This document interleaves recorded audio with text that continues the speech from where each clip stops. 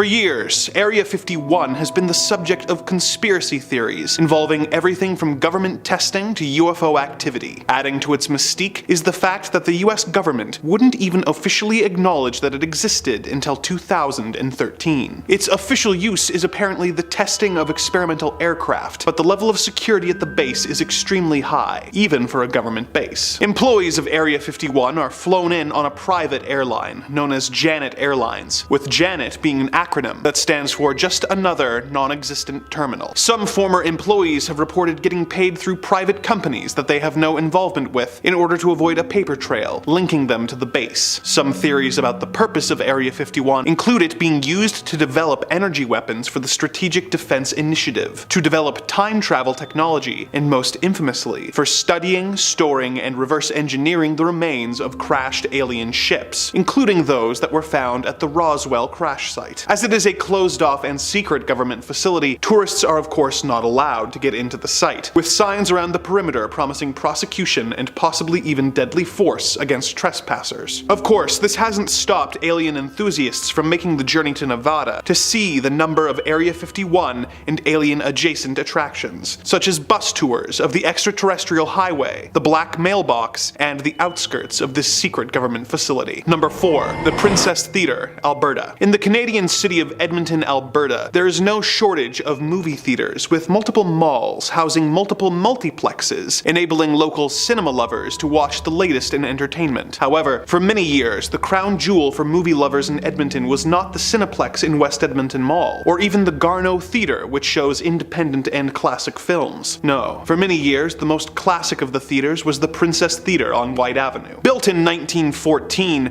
for a then staggering $75,000, this three-story single-screen theater would show moving pictures, concerts, and vaudeville acts, while also having a basement billiards parlor for those not interested in the shows. The theater was known for implementing extremely novel and modern elements, such as a fireproof projection room, an electric time projection clock, an electronic ticketing machine, forced air ventilation, and even refrigerated fountain beverages. The theater was soon drawn into economic hardship and was forced to construct rental apartments on the upper and lower floors. One of these apartment renters was soon met with a tragic and disturbing end. According to local legend, an engaged woman lived in one of the upper apartments, but mere days before she was due to be wed, she was scorned by her fiancé. She was found hanging from the rafters while dressed in her wedding dress. In the years that followed, employees and patrons of the princess reported seeing a ghostly woman wearing a white dress who would suddenly appear and disappear, ascending the theater's grand staircase, wandering its ornate gold-leafed halls, or even hovering over the projection room. The princess was a staple for local cinema lovers, as well as fans of the paranormal for decades. But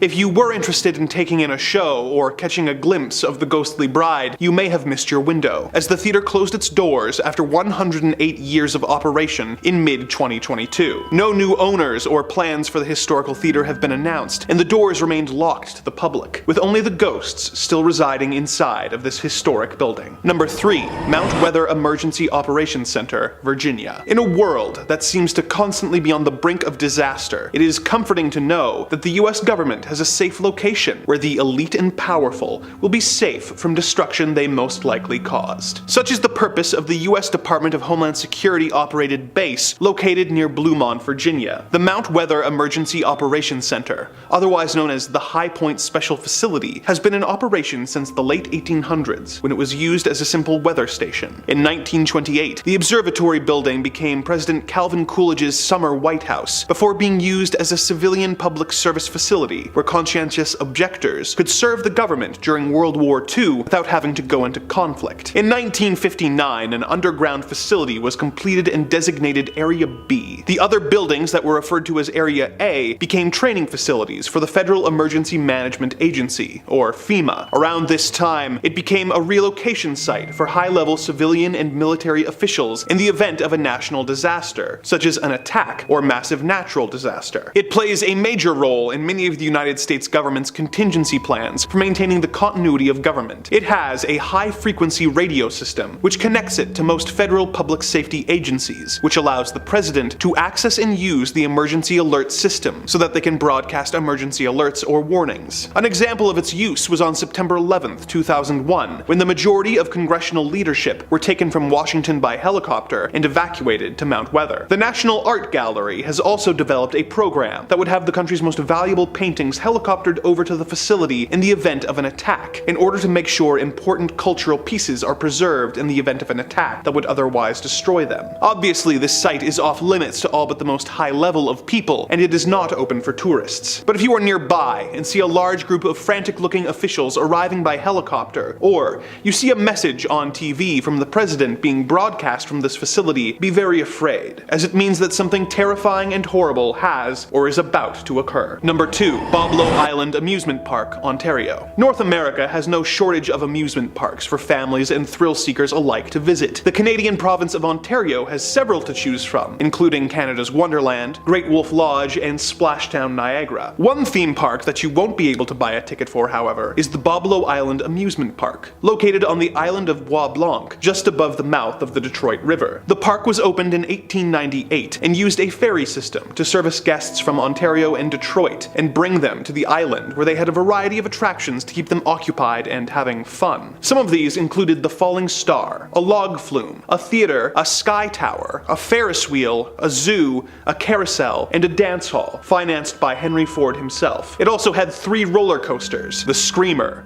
the Nightmare, and the Sky Streak. It also had Boblo's scoot boats, which were essentially aquatic bumper cars. The park operated for many years before eventually closing down for financial reasons in late 1993. There are still ferries that operate in order to get island residents on and off the island, but the now abandoned amusement park has been declared off limits by the property owners. Of course, the dilapidated carousel building, dance pavilion, and sky tower have since proven to be too appealing for urban explorers to keep away from, and the eerie overgrown site still sees a variety of visitors. Like any good amusement park, it of course has a reputation for being haunted by a variety of ghosts. My personal favorite of the ghost stories is the story of Smiley the Magician. Back when the theater still operated and showed a variety of different performers, one of the most consistently booked performers of the 30s and 40s was a magician named Smiley Smilovich. Smiley was an old-school magician who had trained with Houdini in the late 20s and was known for his seemingly death-defying tricks. One of his most famous tricks was a metamorphosis trick, where he would put a trunk on stage, climb into it, lock it, and then have the trunk set on fire. He would escape through a trap door, the trunk would burn away, revealing that he had escaped, and the crowd would go wild. One day he was doing this trick as usual, but when he locked himself in the trunk, he had a heart attack and died. The trunk was set on fire, and the audience was left in terror as Smiley's body burned in front of them. Ever since then, Smiley's ghost would apparently haunt the theater, being sighted watching shows that were performed there, showing a special interest in magic shows. In the years since the park's closure, the occasional rumor of the magician being spotted has come up from the various urban explorers checking out the overgrown buildings. Would you ever be brave enough to explore Boblo Island Amusement Park?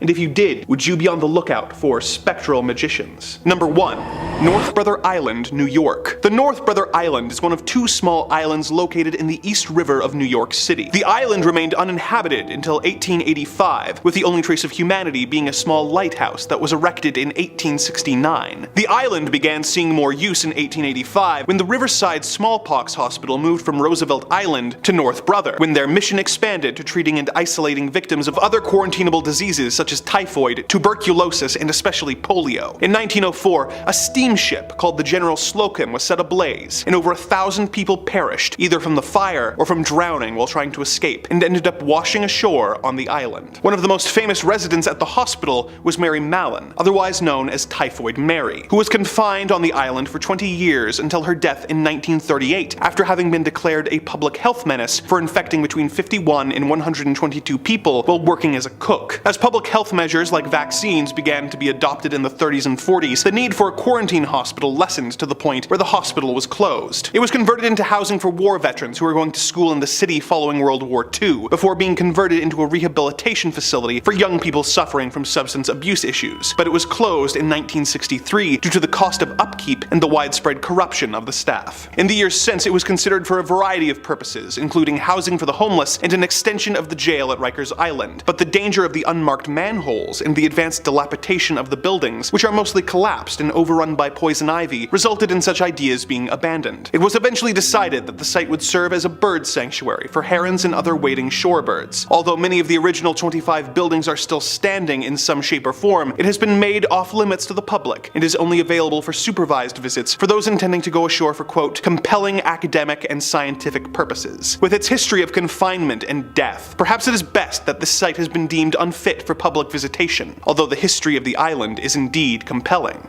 Coming in at number 5, Silverbow Inn Bed and Breakfast. The Silverbow Bed and Breakfast is located in Juneau, which is the capital city of Alaska. The inn is more famously known for its bakery that was founded in 1898 by the original owner Gus Messerschmitt. This is the oldest bakery in Alaska, and some say it is the best. Although people travel from far to taste the treats and the bakers, there are reports of paranormal activity in the inn above. The original owner and founder of the inn reportedly still haunts the premises. The story goes that the owner loved his bakery and inn. He spent his whole life dedicated to creating the finest bakery. From the day it was built, he spent all of his time here. He loved welcoming the customers and ensuring everyone enjoyed their stay. Inevitably, having spent all of his time at the inn, he was here when he passed away in 1938. He was so dedicated in life, it seems his soul was tethered to the place in death. Since he passed away, guests of the bakery and inn have reported a lot of paranormal activity. The most commonly reported sighting is of Gus opening his shop early in the morning. People have seen a figure matching his description walking around the halls as he once did to prepare for his day. This is not the only thing that guests have noticed. Some people have reported knocking on their bathroom door. When they go to investigate who it is, there is no one there, but they have a feeling of being watched. Many believe this is Gus checking up on the guests. He also wanted to ensure everyone staying there was happy, and people believe this is a sign that he's still checking in on the guests today. Coming in at number 4, the Hotel Captain Cook. The Hotel Captain Cook, located in Anchorage, is notorious for its paranormal spirit, which has been nicknamed the White Lady. People often take ghost tours of the hotel, hopeful of a chance to meet this famous spirit. Although the origins of the ghost are mostly unknown, from her behavior it appears she passed away in the women's bathroom,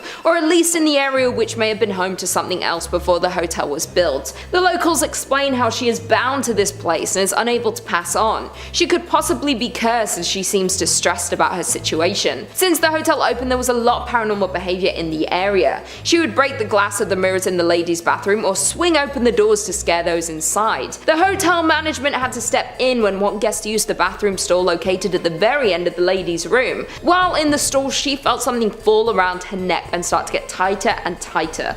The woman panicked and ran from the stall. As soon as she left the cubicle, the sensation stopped. Since then, the bathroom has been bolted shut as to stop this from happening to anyone else. She does seem to be mostly contained to this stall, but there are still paranormal happenings. Lights turn on and off on their own. No one has been hurt since the spirit was locked away, but I would still stay far away from this hotel. Unless you're looking for an angry spirit, this is a hotel that should not be on your list of destinations to visit. Although, my parents were there and it's fine, you know. They're Gucci gang. Coming in at number 3, we have the Golden North Hotel. The Skagway Golden North Hotel may look like a classic hotel located on the main street, but it has seen tragedy and has the ghost to prove it. People say this place is haunted by a lady who passed away many years ago. She is bound to room 23 on the 3rd floor, but her presence can be felt in the area around the building. The locals tell the story of how this woman became bound to room 23. It's unknown in what year the story takes place, but it was many years ago. The woman was visiting the hotel with a husband. They visited the area so her husband could go on a gold expedition. The expedition was over a number of days to possibly weeks, and the wife was to stay at the hotel and explore the local area. The day arrived and the husband left on his expedition, leaving his wife alone. Not long after the husband had left, the woman caught pneumonia. She became sicker and sicker. There was no one in the area able to help her. She had no way to get to a local doctor with no knowledge of the area. She sadly passed away in a little over a week due to her illness. When her husband returned, he was heartbroken to find his wife had passed.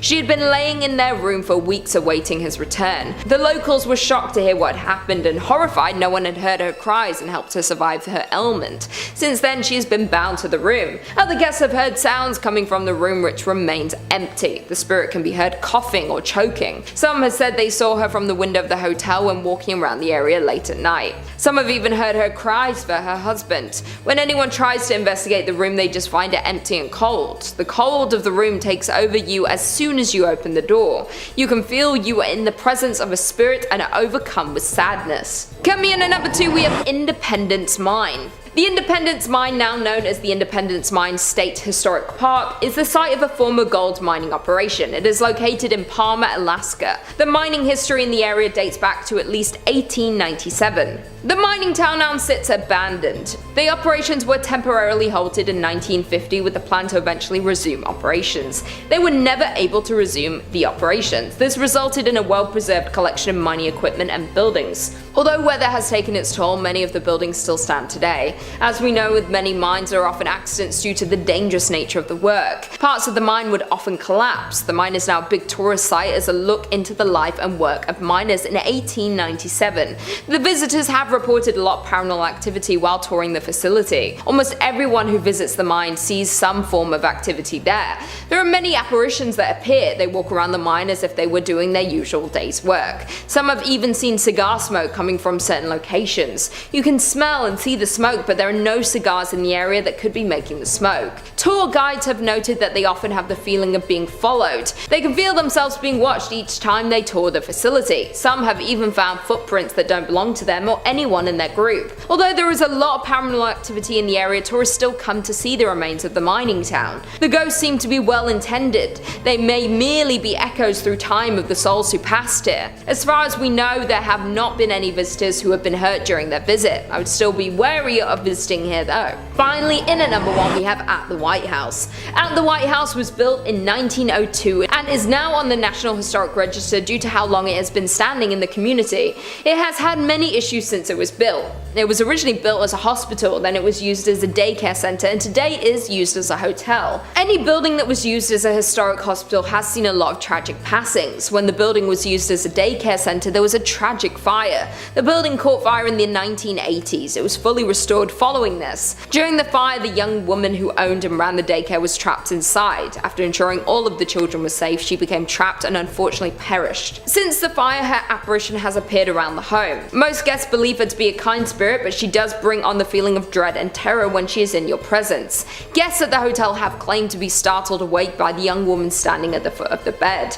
Once they wake up and become frightened, the spirit usually disappears. Workers at the hotel claim that she appears to show more interest in families with children. She reportedly had a love for looking after children, and even in death she wanted to ensure their safety during their stay at the hotel. It is unknown what room she was trapped in during the tragic fire, but there are numerous cold spots around the hotel. Others have heard faint screams and cries coming from certain rooms. She is hailed as a hero for saving all of the children during the fire, but guests are still frightened when greeted by her ghost in the early hours of the morning. In at number 5 we have the King Opera House. The King Opera House in Van Buren was built in the late 19th century, but didn't get famous from the shows it hosted or its beautiful interior, but instead the Opera House is noted for its connection to a murder, and there are rumors that it is haunted by the murdered actor. It all began with actor Charles Tolson, who was the owner of the Tolson Stock Company, which was a traveling acting troupe. The troupe had just finished a week of performances at the King Opera House in September 1903, and they were headed out of town to go to another performance. They headed to the train station, and when Tolson made his way to the ticket window, someone called out his name. Dr. William Parman, a well-known local doctor, emerged and shot Tolson with his revolver. Tolson was shot in the hip and the chest, and he was taken to the Fort Smith Hospital, but it was too late, and he died from his injuries. Dr. Parchman's motive for the incident was that he believed his 17-year-old daughter was in love with Tolson, was planning on running away with him, even though Tolson was married and his wife was a member of the acting troupe. Tolson knew Dr. Parchman and his daughter Allie, but there was no proof that he had any intention of eloping with the girl. Parchman was acting based on the information given to him by a vinegar salesman who may have had an interest in the young girl. Parchman was found not guilty of the murder despite there being multiple witnesses. Interestingly, both Allie and the vinegar salesman left town and were not present for the trial. It's said that Tolson's ghost haunts the King Opera House, which was the location of his last performance. Today, the Opera House is a contributing property to the Van Buren Historic District, listed on the National Register of Historic Places. It isn't currently open to the public, but is available to be rented out. In at number 4 we have Toltec Mounds. The Toltec Mounds is a famous historical site in Arkansas and is a National Historic Landmark, one of 4 in the Arkansas Arkansas State Park system, and this park is the largest and most complex mound site in the state. Arkansas was once the home of a group of people referred to as the Plum Bayou culture by archaeologists and historians. Their existence in the area is a bit of a mystery. These people were not related to the Toltec tribes from Mexico, despite the site's name. The Plum Bayou culture also cannot be traced to any other group of people living in the area when the tribe was active. A total of 18 mounds have been identified in the area, all built between 650 and 1050 AD. One mound stands 49 feet high and another at 39 feet, with many smaller mounds surrounding it. The site was abandoned around 1050 AD and no remnants of the residents exist outside of the Toltec Mounds. Today the site is still an active archaeological site in the home of Toltec Mounds Archaeological State Park. As for hauntings at the site, if an entire culture disappearing without a trace isn't creepy enough, many visitors to the site have reported the appearance of lights or orbs near the mounds, seeing ghosts and hearing footsteps around the site at night. Many of these findings have been caught on camera and video, and so many paranormal investigators, ghost hunters, and haunting enthusiasts have confirmed there is activity in the area. Whether it's from the Lost Society or not, we may never know. The mounds are open daily for visitors, with tours available to learn more about the history and hauntings in the area. In at number 3 we have the Allen House. The Allen House was built back in 1905 and was named after the original owner, Joe Lee Allen, where he lived in the home with his family for many years. Although Joe died in 1917, his wife Caddy stayed in the home with the 3 children Laddle, Lonnie, Lee, and Lewis. Sadly, Laddle took his own life in one of the bedrooms by drinking potassium cyanide, and it was unknown for many years for why she did it. After her death, her mother Caddy Allen kept the room completely closed off from the rest of the house. When Caddy passed in 1954, the property was split into rental apartments, and soon after renters moved in, they reported hearing footsteps and moans from the bedroom where Laddle died. In 1985, new owners bought the house and opened the bedroom, and it still contained the bottle of cyanide in a closet. The house changed owners twice, and in 2007, Mark and Rebecca Spencer purchased the Allen House and had a complete paranormal investigation done in 2008 because of the endless unexplainable instances. The investigators recorded over 40 voice phenomena and had their own paranormal experiences throughout their investigation. On August 22, 2009, Laddle's love letters were discovered in the attic floor. Over 90 letters detail her 1948 love affair, which ended with her taking her own life on Christmas night. After the owner Mark had experienced endless amounts of paranormal activity and discovering Laddle's love letters, he wrote a book called A Haunted Love Story. Nowadays, the home can be booked for tours explaining the history and the paranormal activity that goes on in the Allen House. During the Halloween season, it's open to the public from 6 to 11 p.m. for tours, and paranormal investigators and ghost lovers flock to hopefully experience Laddle's ghost that haunts the house to this day. In at number 2 we have Clayton House. The Clayton House is a historical treasure, but it's also one of the most haunted places in Arkansas. The home was originally built in 1852 by a man known as Mr. Sutton, and several years later, William Henry Harrison Clayton purchased the house and renovated it, doubling it in size, transforming the style into Victorian Gothic Italianate. Mr. Clayton lived here from 1882 to 1897 with his wife along with their 7 children. The home still has old portraits of William and his wife Florence hanging on the wall, and still had numerous priceless family belongings in the home. William had a twin brother, John K. Clayton, who was a US senator who had been mysteriously assassinated in 1873, and many believe his ghost is one that haunts the Clayton House. The second floor bedroom seems to have the most activity, and staff and visitors have reported hearing footsteps, boots stomping, and doors slamming, along with seeing apparitions. Music and singing have also been heard throughout the house. People who have visited this home have described seeing one ghostly apparition known as the Tall Man,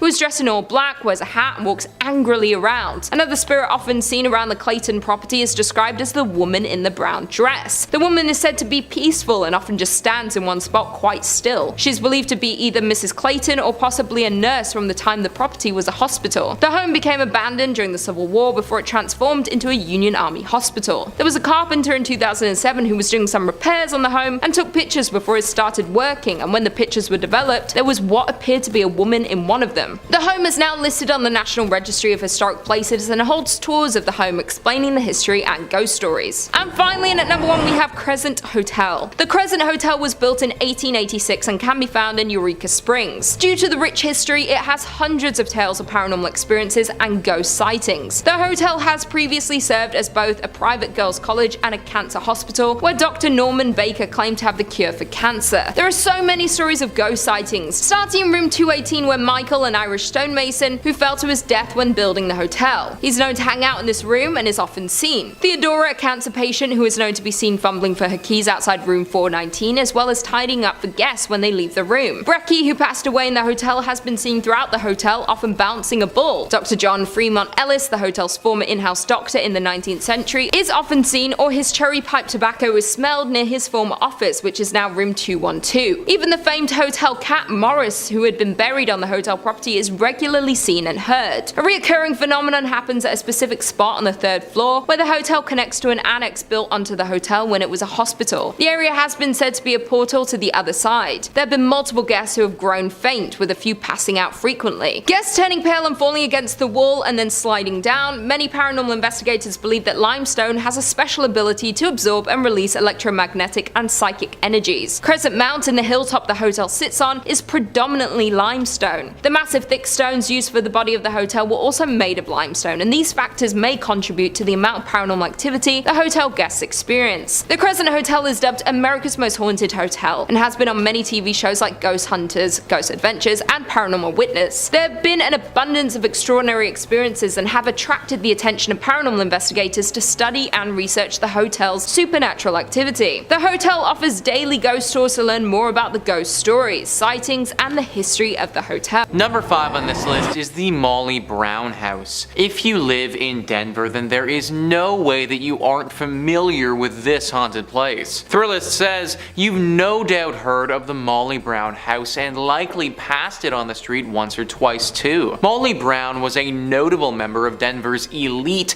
and perhaps known best for being a Titanic survivor, and despite allegedly living a relatively happy life, visitors to the museum and staff have reported quite a bit of strange happenings. Some have smelled what's believed to be husband J.J. Brown's pipe, or have witnessed lights off and on the fritz, and staff have reported furniture being seemingly rearranged. Sometimes figures can even be seen roaming the house. A visit is worth it alone for the history, but the potential for getting a bit spooked or walking into a cold spot is definitely an added bonus. We once again have one of those locations where no one has any idea why it's haunted, it just is. Maybe it's the connection to the Titanic that has got this place acting funky. Obviously, that was a very unnatural occurrence and took the lives of tons of people in a very sad way. So I could believe that the Titanic and the survivor of the Titanic plays some role into why this place is haunted the way that it is. Good news is that this isn't the worst haunting that you can run into. Like, yes, you will get a little scared for sure. You might smell something funny, or have a ghost pull something on you, or even maybe have small valuables go missing. But ultimately, you probably shouldn't be dragged to the underworld here by some shadow demon or anything like that. So I guess if you were to visit any place on this list, then this one wouldn't be the worst. Just be prepared for what's coming, because if you aren't, then it could leave you with some serious mental trauma. Number 4 on this list is Phantom Canyon Road. You need to be very careful on this road because there is a good chance you could suffer a serious crash if you aren't. Thrillist says a haunted road is one thing, but a haunted road in Colorado means you're likely on the edge of a mountain and at some serious elevation. Phantom Canyon Road is a detour off the Gold Belt Tour byway connecting Cripple Creek and Florence, and was originally the railroad for that route. As you drive along, you can clearly see the ghost towns of Wilbur, Adelaide, and Glenbrook, and legend has it that the reason for Phantom Canyon's name is credited to sightings of a man wearing a prison uniform walking along the tracks in the 1890s. The man supposedly had been executed at the Colorado State Penitentiary a few days earlier. So yeah guys, you better have your wits about you, because if you don't, this ghost might come out and startle the crap out of you, and then the next thing you know, you're gonna be face deep into a tree somewhere. It also just adds to the horror ambiance that you're driving past several ghost towns along the way. Like, of course, they just had to be on the side of the road as you're also getting stalked by this ghost prisoner. No one really knows what this prisoner wants with you, but let's face it, I can't imagine it's good. My dude was executed back in the day, so for one, what he did was probably pretty bad to warrant a punishment like that, and then secondly, he literally got executed, and I can only guess that his ghost probably isn't too pleased about that. Y'all need to be especially careful if you're driving down this road, because at any point this guy could pop out. Number 3 on this list is Central City Masonic Cemetery. Of course we had to have a cemetery on this list. No haunted place list would be complete without at least one of them. Thrillist says, founded as a mining town in the late 1800s, Central City is now known as a destination for those looking to head to the hills for a gambling fix in the casinos that now dot the area. But one thing hasn't changed. The woman in black who twice a year appears in this hilltop cemetery above the town. Known as the Columbine Lady, she comes to visit the grave of John Cameron, a prominent former resident of Central City who died in 1884. Some believe she is his fiancée, appearing to leave flowers for her lost love on November 1st, the anniversary of Cameron's death, and April 5th, a date for which the significance remains a mystery, much like the woman herself. This place is safe to go to if, of course, you do not go during these times. She's been coming for a long time, and anyone who tried to interfere with her has had to pay the price. Now, people kind of suspect that she was in a relationship with John Cameron, but there's also another theory. Many people think that John actually wronged her in his life, and that this woman in black comes twice a year to double check that John is still dead and hasn't come back to life by some means. Pretty scary tale for sure, one that you probably don't want to get involved with. Number 2 on this list is the Broadmoor. Located in Colorado Springs, this hotel would be freaking awesome if it wasn't so haunted. Thrillist says this sprawling 5-star hotel has a lot to offer for anyone seeking a relaxing and indulgent getaway. But along with the golf course, spa, and nearby zoo, there's one feature you won't find in any brochure. Staff and guests alike have reported the presence of a woman, often in the penthouse where Julia Penrose, co-founder of the property, once lived. While not confirmed, Penrose's death is said to have been surrounded by a strange occurrence in which she went missing and was later found, confused and shaking in the woods nearby with no memory of how she got there. She passed away a week later, and perhaps her spirit remains, watching over the property and seeking answers about her own mysterious death. Now I am wondering, man, how did Penrose die? Like, this whole story feels like a movie or something like that. I truly think somebody needs to get in here and investigate what the heck happened here. Because, like, should we be scared of the region because this is gonna happen again? Was Julia doing something specific before she disappeared, and should we avoid doing that thing? There are just so many questions that need to be answered here, and sadly I can't do it from the comfort of Toronto. That being said, I'm also not trying to end up like Julia, and therefore will be leaving this job to somebody far more qualified. And finally, number 1 on this list is the Highlands Ranch Mansion. A truly picturesque mansion, one that's been standing for over 100 years, and one that's home to a ghostly spirit. Thrillist says this sprawling stone mansion, built in 1891, is often rented for weddings and events due to its impressive structural beauty and picturesque prairie views. But it's also a historic property and somewhat of a museum of the times, with a bit of paranormal activity sprinkled in. The ghost of Julia Kistler, daughter of F. Kistler, who bought the property in 1926, is said to haunt the home, with visitors and staff alike reporting hearing a woman's sobs, seeing a silhouette figure moving about when the mansion was otherwise vacant, and lights sporadically turning on and off. I don't know about you guys, but during my wedding ceremony, I want to hear beautiful sounding music, not the sobs of some ghost woman thing. Apparently Apparently she's crying all the time, and this woman's emotions are not something to play with. There's a story where once several children were playing around here. There was a wedding ceremony scheduled here for later that day, and the children were off doing what kids do before the proceedings got underway. They ran into this ghost crying, and then they started to make fun of her. They were rude and definitely unkind, but they also didn't deserve what she did next. It's said that in a fit of rage, she flew inside their bodies and possessed each and every one of them for a short time, showing them things that were truly terrifying. Things that have ultimately changed those boys' lives and altered their mentality forever. Any ghost that's capable of doing something like that, that's one that I don't want to be around. In at number 5 we have Whispers Estate. The Whispers Estate was built around 1894, and between 1899 and 1901 is when Dr. George and Sarah White moved in. George was a successful physician and ran his practice from their home. The two adopted many orphaned children, and unfortunately several passed away in the house over the years. Some of the children they took in were troubled. Many of them passed away in the bedrooms and other areas of the home, and even some of Dr. White's patients have been said to have also passed while in the home. Dr. White practiced in the home for over 25 years, so it's probable but unknown how many over the years had passed in the home. In the early 2000s, the home underwent renovations and a lot of bizarre activity began. Many claim that lights would flicker on and off, footsteps would be heard stomping around on the second floor, and as time went on the activity escalated. To this day, people reserve time to come and experience all this paranormal activity and are encouraged to write down any experiences they had while in the home, and these accounts are posted to the Whispers Estate's official Facebook page. You can go through the page and find creepy photos people have taken that show demonic figures, ghost-like creatures, and even orbs. It's also pretty common for the guests to be scratched up by unseen fingernails or touched by an unseen hand. The estate earned the Whispers moniker after the numerous guests that experienced somebody whispering in their ear, somebody they couldn't see. Due to the amount of people who had passed at the home in its early days, it's like there are a number of different spirits that haunt the estate to this day. The Whispers Estate is known as the 4th most haunted house in the United States, but many who have visited believe it to be the most haunted house in the entire country. In at number 4 we have Rhodes Hotel.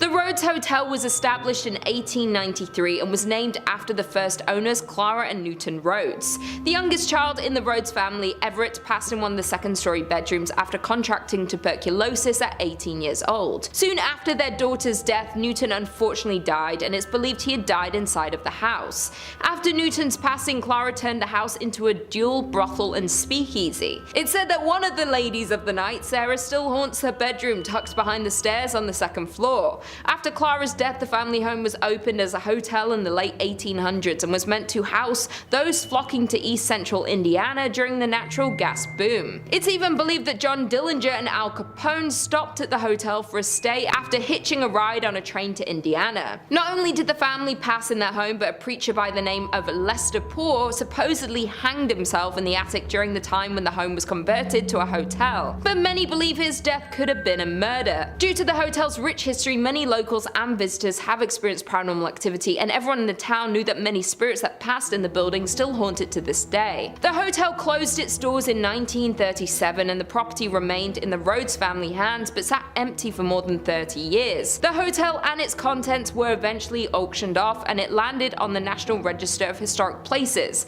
and the hotel saw 3 owners before the Haleys took it over for restoration. The Rhodes Hotel was purchased by Clint and Linda Haley in 1995, and they heard rumors about the haunting of the hotel, but this didn't faze them. They were more worried about the work they'd have to do to restore the home. The Haleys claim that they didn't encounter any paranormal activity, but many find that hard to believe. The hotel was up for sale again in 2017 when a man by the name of Couch took it over for his charity. Couch had launched the Lost Limbs Foundation 4 years earlier, which raised funds for prosthetic limbs for children. To this day, Couch's charity has owned and run the hotel. Not only had it been named among Indiana's most haunted places, but the hotel is consistently booked for private and paranormal investigations. The overnight investigation tickets can get up to $200, and this hotel attracts people from across the country. There have been many investigators that believe there is extensive activity in this old hotel, and people have captured a figure-like shadow moving across the living room curtains with the use of night vision cameras. Most commonly, people hear whispers and the second floor creaking when no one is inside. Unlike the Haleys, Couch said he's seen and heard supernatural happenings in the hotel since moving onto the property in 2017. He has heard footsteps on the staircase, the property camera has turned off randomly, and picked up voices before the footage flickers back on.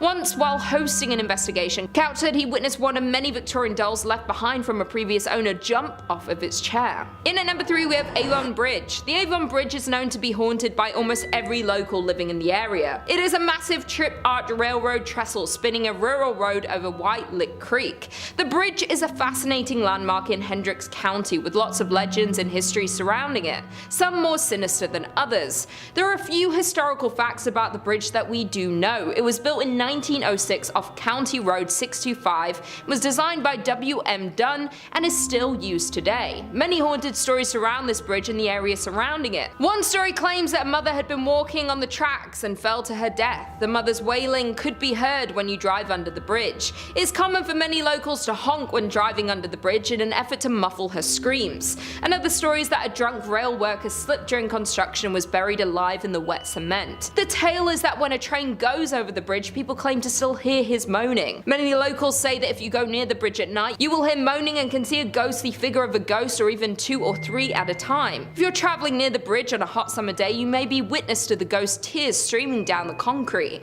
Many people don't even refer to it as the Avon Bridge. It's often called the Haunted Avon Bridge because of the number of accounts of ghost sightings and constant sounds of the moans and screams heard from the ghosts that haunt the bridge. In at number 2 we have James Allison Mansion. The James Allison Mansion was built for James Allison, and it was a dream home, done in a grand design and style that exhibited James's wealth and importance. James was an important figure in the auto and plane industry, greatly helping in the development of cars and airplanes. He founded the Presto Light Company, which produced the first efficient headlight for early automobiles, and was a founding partner in Carl Fisher's Indianapolis Motor Speedway. He also started Allison Engineering Company, which evolved and transformed into an aircraft engine make known today as the Allison division of Rolls-Royce. James purchased the 65-acre estate, and he and his wife Sarah built this glorious mansion, starting construction in 1911 and finishing in 1913. The massive home had an elevator, a billiard room, an indoor pool in the basement, a breakfast room, a library, a grand kitchen, and even pumped-in ice water.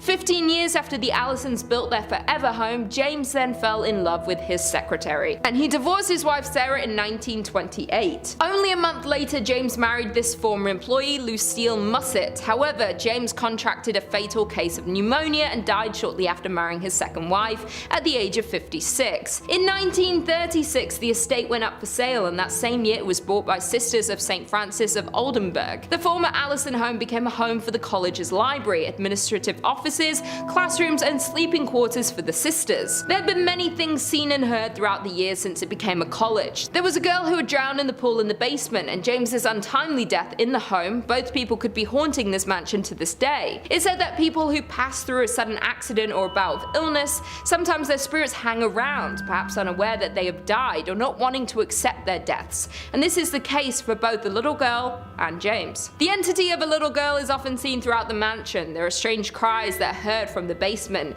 in the attic, and objects seem to move by themselves and can completely disappear. There is another entity seen and could possibly be more than one, and they like to take keys and objects and move them to odd places. The library in particular is often completely rearranged, like the books and furniture. And finally, in at number 1 we have French Lick Springs Hotel. Nestled in the small resort town of French Lick sits the massive French Lick Springs Hotel. This legendary hotel was constructed in 1845 and is a crown jewel of the southern Indiana town, but there's more to this resort than meets the eye. This Indiana hotel is known to be one of the most haunted places in the state. Thomas Taggart was a mayor at the time and purchased the hotel in 1888. After purchasing the hotel, he added luxurious furnishings, marble floors, and built 2 championship golf courses. During this time, Taggart became the Democratic National Chairman, and the hotel became the unofficial headquarters of the Democratic National Party. In 1931, Franklin Roosevelt visited the hotel because of its Democratic standing and won the presidency a mere year later. Over the years, the hotel and the work Taggart put into it made it one of the most prominent hotels in the area and even ran the West Baden Springs Hotel out of the business. Unfortunately, in 1916 Taggart passed away, but according to local legend, his spirit has never left the building. Taggart died in 1916, but that hasn't stopped rumors of sightings of this famous hotel owner. Guests and employees frequently encounter strange and paranormal activity throughout the hotel, and they believe it is caused by Taggart himself. Many spot his ghostly figure near the service elevator and can pick up a strong scent of pipe tobacco. Others claim they witnessed his spirit riding down the hallway on a horse and making noise inside the ballroom. Some hear noises and others encounter his ghost, though usually both don't occur at the same time. Not only is Taggart's ghost living in the hotel, but there are also rumors of a former bellhop that lingers around the hotel. Many believe that he was a current employee until they saw old photos of him hanging on the wall or were told no bellhops were on duty when people had encountered him. Employees and guests say that it's pretty hard not to encounter some sort of activity when you're in the hotel, and due to the vast amount of paranormal sightings are why it's considered by many to be the most haunted place in Indiana and one of the most haunted places in all of the United States. In at number 5 we have Eldridge Hotel. The Eldridge Hotel is a historic building located in downtown Lawrence, Kansas. The building is named after Sheila Eldridge, who was a prominent anti-slavery individual who lived here in the 1800s. The building became an apartment complex in the 1970s, but there was a strong desire by the city to see it open as a hotel, and a group of investors contributed, as well as the city of Lawrence, into industrial revenue bonds to make this dream a reality. In the later 1980s it opened as a hotel. A popular story has circulated about the hauntings in this hotel, with the locals, employees and guests that the ghost is that of Sheila Eldridge, who haunts the halls to this day. Many claim that because the Eldridge house's original cornerstone is located in room 506 and his spirit will manifest in that room and also roam around the building. People who have stayed in this room have claimed to witness breath marks on recently cleaned mirrors, doors opening and shutting on their own and lights turning on and off by themselves. Others claim that the hotel's elevator is also haunted by a different spirit who is known to open and shut the elevator doors on the 5th floor. The 5th floor is said to contain a portal to the spirit world. A popular photograph was taken during the 1980s that clearly shows a ghost-like figure in the building's elevator. Many other photographers have mentioned having unexplained technical difficulties with their cameras when near the elevator. The story of the hotel and the hauntings of Eldridge was the inspiration for the movie The Demon's Shadow, and the hotel was featured in the series My Ghost Story and has been depicted in many writings. Many believe the rich history has resulted in the amount of paranormal activity. In at number 4, Midland Railroad Hotel. The Midland Railroad Hotel is known for serving the largest steak around, and if you can finish all of it, you get it for free. But it has a sinister, haunting history. It was first a popular train stop in the 1890s, then known for being the location for the movie Paper Moon, where many scenes were filmed at this hotel in 1973. Since then, it's gone through fires, the Great Depression, and plenty of renovations. It is now owned by the Wilson Foundation, has been back in business since 2003, and is listed on the National Register of Historic Places. Not only is this hotel known for these interesting things, it's most known now for the paranormal activity that lurks around the hotel. The most famous ghost is that of an orphan girl that haunts the 3rd floor, who knocks on doors, runs through the hallways, and even jumps on your bed, leaving little footprints. A ghost hunting team has experienced this spirit and have recorded sounds of the little girl. Another 3rd floor room is where a sheriff was said to have been lynched, and sometimes the door is unable to be unlocked even by the master key. Ghostly figures have been seen at the top of the stairs, and things in the kitchen have flown distances suddenly without being touched by anyone. There are also many ghostly figures that are seen on the staircases, and have left many to believe that the fire that took many lives back in 1902 are the results of some of these paranormal presences. The owner of the Midland Railroad Hotel, Melinda Merrill, says that there's not one employee who hasn't seen or felt something, and you can definitely feel a presence when you enter the hotel. In at number 3 we have Hotel Josephine. The Hotel Josephine is considered by many to be the most haunted hotel in Kansas. It was built in 1890, located in the city of Houghton,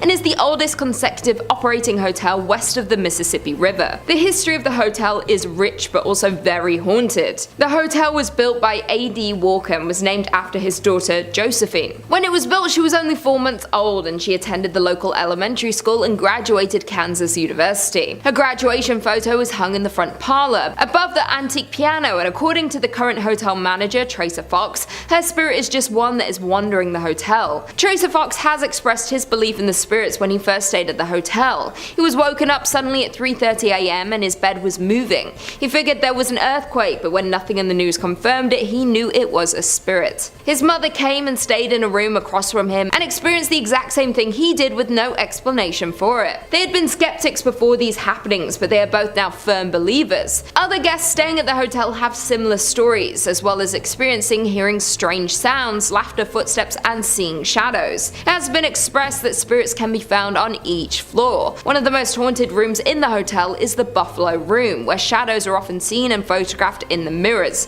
around the room, as well as the Carrie Nation Room. According to historical documents, a woman hanged herself in the bathroom of that room, and many guests staying there have come out of the room clutching their necks and having a hard time breathing. The hotel has brought several famous guests over the years, including former US President Grover Cleveland, who stayed there in between his 2 terms as president, along with Carrie Nation, Robert Louis Stevenson, Charles Curtis, Kirstie Alley, John Sullivan, Sam Rayburn, and Harry Langdon. Due to the amount of paranormal activity and active spirits in this hotel, the hotel hosts several paranormal and haunted events throughout the year, and many ghost hunters come to Houlton to check out the more than century-old hotel. It's also been featured in many television shows, including Ghost Tours of Kansas and Haunted Rooms America. Coming in at number 2, we have McInteer Villa. The McInteer Villa is one of the unusual and historic houses built in the city of Atchison. It was built in 1889 for John McInteer, a wealthy manufacturer of harnesses and saddles. He did a great deal of business with wagon trains plying the overland trails. John McInteer's first wife, Alice, died in 1892. He married his second wife, Anna Conlon, a widow with 3 sons, and after John's death in 1902, Anna continued living in the home until her death in 1916. During her ownership, the house was home to many of her relatives, with lots of children as well. Around 1925, Anna's brother, Judge Charles J. Conlon, a prominent Atchison lawyer, and his family made the villa their home. In 1952, the McInteer Villa was purchased by Miss Isabel Altus,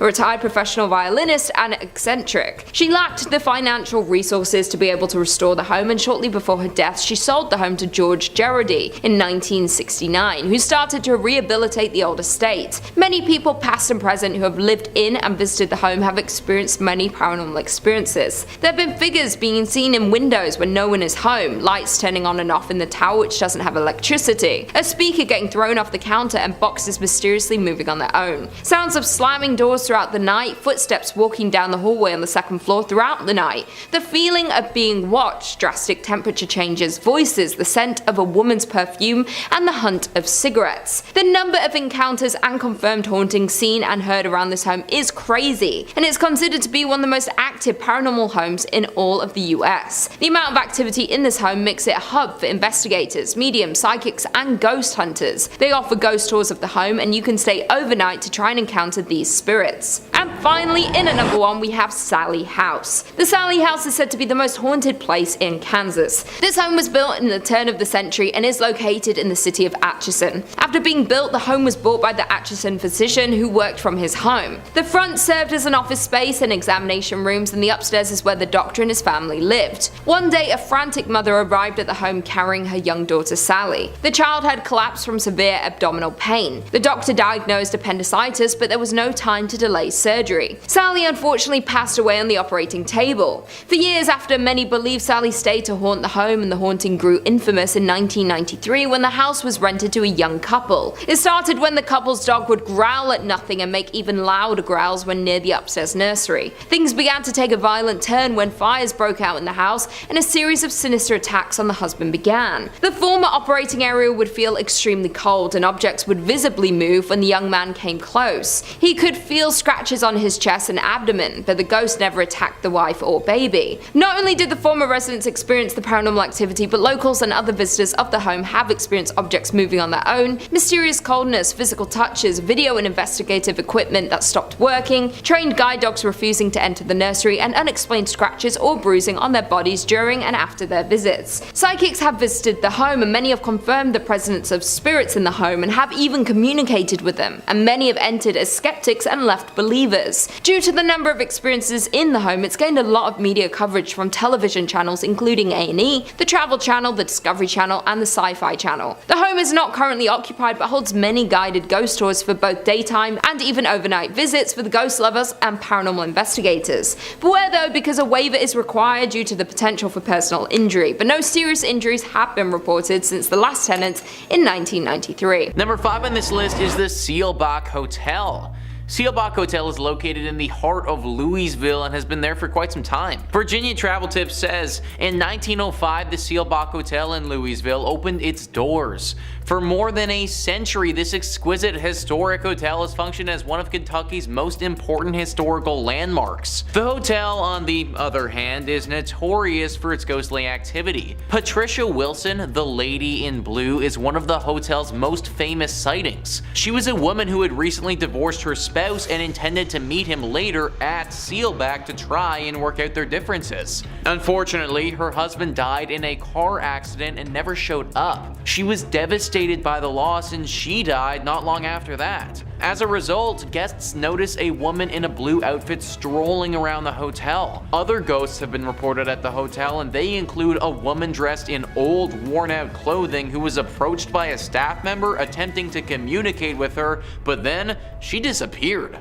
Most of the encounters with this woman have been tame, but there have been some that have gotten quite aggressive. Some teenagers were apparently making fun of her or doing something that they shouldn't have been doing, and she responded by literally clawing and scratching at one of them, leaving horrible marks behind. The victim also said that it felt as if she crawled into his brain and told him horrible secrets about himself that he'll never be able to forget. A hotel like this is supposed to be nice and relaxing, but based on what I've read, I don't know if that's going to be the experience you get at Seelbach. Number 4 on this list is the Talbott Tavern. Really too bad that this place is haunted, because it would have been a pretty nice spot to get a brew if it wasn't. Virginia Travel Tips says, built in 1778, the Talbott Tavern is located in Bardstown, Kentucky. Currently, the Haunted Kentucky Tavern serves as both a restaurant and a 5-room B&B, and it's known for being haunted. A former accountant recalls coming across a man in a long coat strolling across the top floor. He then turned to face her and began laughing uncontrollably. Another famous hotel resident was the Lady in White, who forced a couple to flee the hotel in the middle of the night since she was hovering over them while sleeping. Many workers and visitors to the residence have related accounts such as orbs floating around the rooms, flashes of lights without cameras being seen, objects moving on their own, and doors opening and closing when no one's in the building. I, for one, am not trying to wake up to a ghost just hovering over me, guys. Honestly, it might give me a heart attack and, well, I'd never wake up again. This place is weird because no one really knows why it's as haunted as it is, but there's no doubt that it's teeming with paranormal energy. Pick a different place to go get a drink if you're in Kentucky. Number 3 on this list is the Kentucky State Penitentiary. We always got to include the creepy jail in one of these lists, guys, and this is Kentucky's. Virginia Travel Tips says, the Kentucky State Penitentiary is situated near the Tennessee border on a sharp bend in the Cumberland River. In the 1800s, a maximum security jail was built there. It is a gorgeous place from afar, but up close, it is a death and ghost machine, according to a local author and paranormal investigator. Thousands of men have been executed in the prison's electric chair, known as Old Sparky. During his death row cell inspections in the late 1980s, a guard had a terrible incident where no one stayed. He was greeted by a prisoner who was reading the Bible. When he returned to his office, he asked about the prisoner's meal, only to discover that no one was in that cell. When he returned to the cell, he discovered that it was empty except for a small Bible on the floor. Yeah, kinda weird. More strange occurrences were recorded around the institution, with many reporting seeing a reflection of an inmate who attempted to shock them. Okay, so honestly guys, I want to take this as seriously as possible, but Old Sparky? Like, imagine dying in a thing called Old Sparky. Like, I think it's meant to electrocute people, but why does the killing chair sound so cute? Kinda sounds like something that you name your dog, not a murder weapon. Anyways, Old Sparky has certainly done its job though, and now the place is super haunted. Most of the prisons we talk about on this channel you can go visit if you like, because they're all typically abandoned. That's not the case with this one though.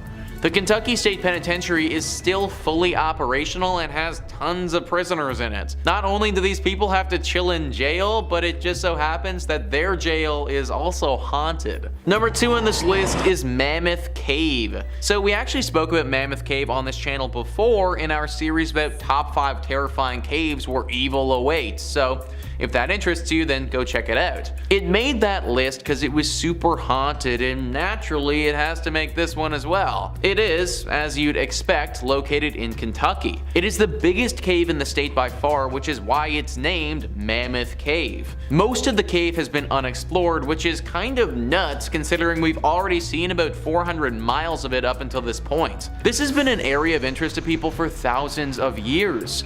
Back 4,000 years ago, it's believed that people used this cave to bury their dead. This was the first encounter this cavern saw of death, but it definitely wasn't the last. After the War of 1812, these caves were sold off and used as a place to mine salt. The workers of these mines were slaves and oftentimes were worked to death down there. After the salt had been mined, this place functioned as a spot for sick tuberculosis victims to go. Obviously, this created more death in this place and just contributed to what is a very haunted area now. Today, we get an array of ghostly apparitions popping up to people. Ghosts from all the way back 4,000 years ago have been seen, still lingering and clinging on to this cavern. People have seen the visions of slaves calling out for help and ghosts of sickly individuals as well. H.P. Lovecraft, one of the most famous fantasy horror writers, was inspired by this cave. Anything that inspired that guy is probably a spot that you want to avoid. And finally, number 1 on this list is Nada Tunnel. What is it about tunnels that's just so creepy? It feels like there are a few locations in the world that seem to attract paranormal activity, and tunnels are definitely right up there. Virginia Travel Tips says Nada Tunnel, also known as the Gateway to Red River Gorge,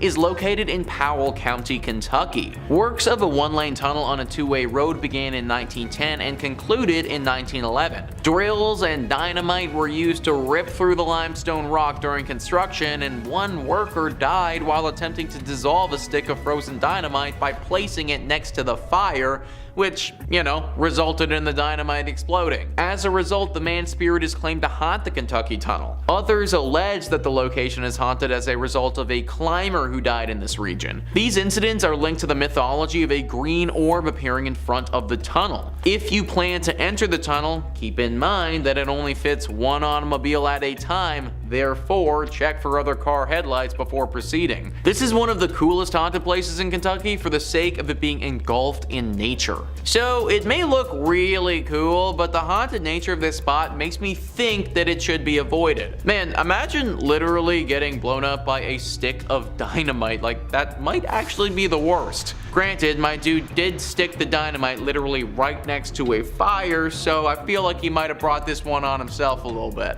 I'm not really sure how the climber would have died in this tunnel, but you gotta imagine that he screwed up if he was climbing in a tunnel. Either way, the spot is definitely riddled with these spirits, and they manifest themselves as this glowing green orb. Now, there haven't been too many reports of this thing being super dangerous, but it is definitely creepy to say the least. Locals don't really travel down this pathway for fear of the orb and what it could potentially do to them. Also, on a total side note, I just want to bring up the fact that this is a 1-way tunnel on a 2-lane road. Like, how dangerous is that, guys? What if it's foggy or something and I can't see all the way down the tunnel to the other car? That is literally the dumbest road design I have ever heard of. Maybe the legend was just created by the locals because they know how dangerous this freaking tunnel is. Regardless of what it is, I recommend staying away. Number 5, Hockomock Swamp. Already sounds pretty scary in itself. Something about swamps, you know what I mean? During the 17th century, the Hockomock Swamp was used as a fortress by the Wampanoag people, the predominant band of natives in the area, against invasion by the early British settlers. It played a landscape role in King Philip's War as a strategic base of which to launch assaults with nearby English settlements. During the 18th and 19th centuries, settlers deemed the swamp to be useless, barren land, and it didn't really do much besides sit there and just kind of take up space. They attempted to drain it and convert it into a profitable farmland, however, nothing really grew. The natives of the region placed a much higher value on the swamp, however, for centuries. The first people had relied on hunting food there, riddled with fauna, and the swamp had gained an important legend and folklore among them as being a place where many things meet. They named it Hockomock, the Algonquin term meaning place where spirits dwell, and that's exactly what people say they do. Dwell there. What makes this swamp so haunted is the different purposes it was used for. A cesspool for bones of the fallen. Some places are just more susceptible to violence and death over the years, and that reputation of spirits lingering is what's so heavy and cold about this location. Much of the swamp served a dual purpose as a sacred burial ground as well. The Hockomock is occasionally referred to as the home of the Hobomok. The Wampanoag people worshipped and feared Hobomok, the chief deity of death and disease. Hobomok, composed of human souls of the dead, was known to congregate in areas like the Hockomock Swamp. Thus the term and lore stuck. Yep, just a giant mud monster swallowing souls. Charming. There are many stories and legends that have become associated with this swamp and are even connected to the number 1 on my list. It remains a place of mystery and fear and apparently good frog catching. Number 4.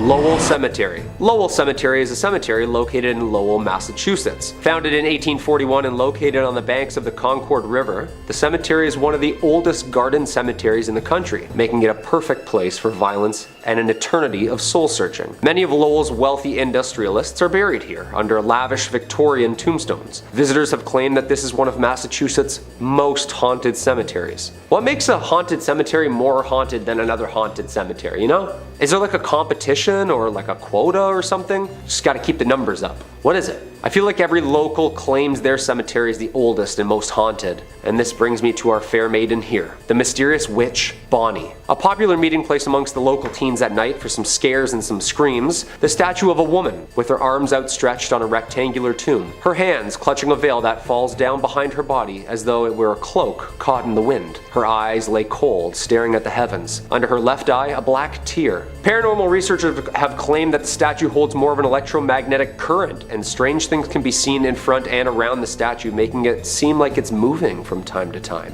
Creepy. There is local lore that if you leave a coin or ribbon on the statue, then you'll get good luck, and in return, if you steal or take the items from the statue, the haunting whispers of bad karma will follow. Although research shows that this gravesite holds no actual sinister history, the ghostly sightings surrounding it are a hotspot within the cemetery. I bet at night under the moonlight this woman could be very terrifying. Number 3. Boston Common. Most common fact about the Common, one of the most haunted places in Boston. That rhymed really weird, didn't it? If you're out for a walk and feel the need to brush up on your American history, then you can be sure to either see the ladies by the trees or the Patriot men rushing the battlefront. Well, what's left behind from them at least. The Boston Common had a multi-purpose identity through the centuries. Originally as a farm and then trading grounds for the British and American military, the Common was used as a camp during the American Revolutionary War. 20 minutes to load these old muskets and a lot of people dying. It was also used for public hangings up until 1817, most of which were from the large oaks, which were eventually all replaced with gallows in 1769. These grounds held weight during the witch trials and made a perfect open concept park that a spectacle could be enjoyed at. These people were sick.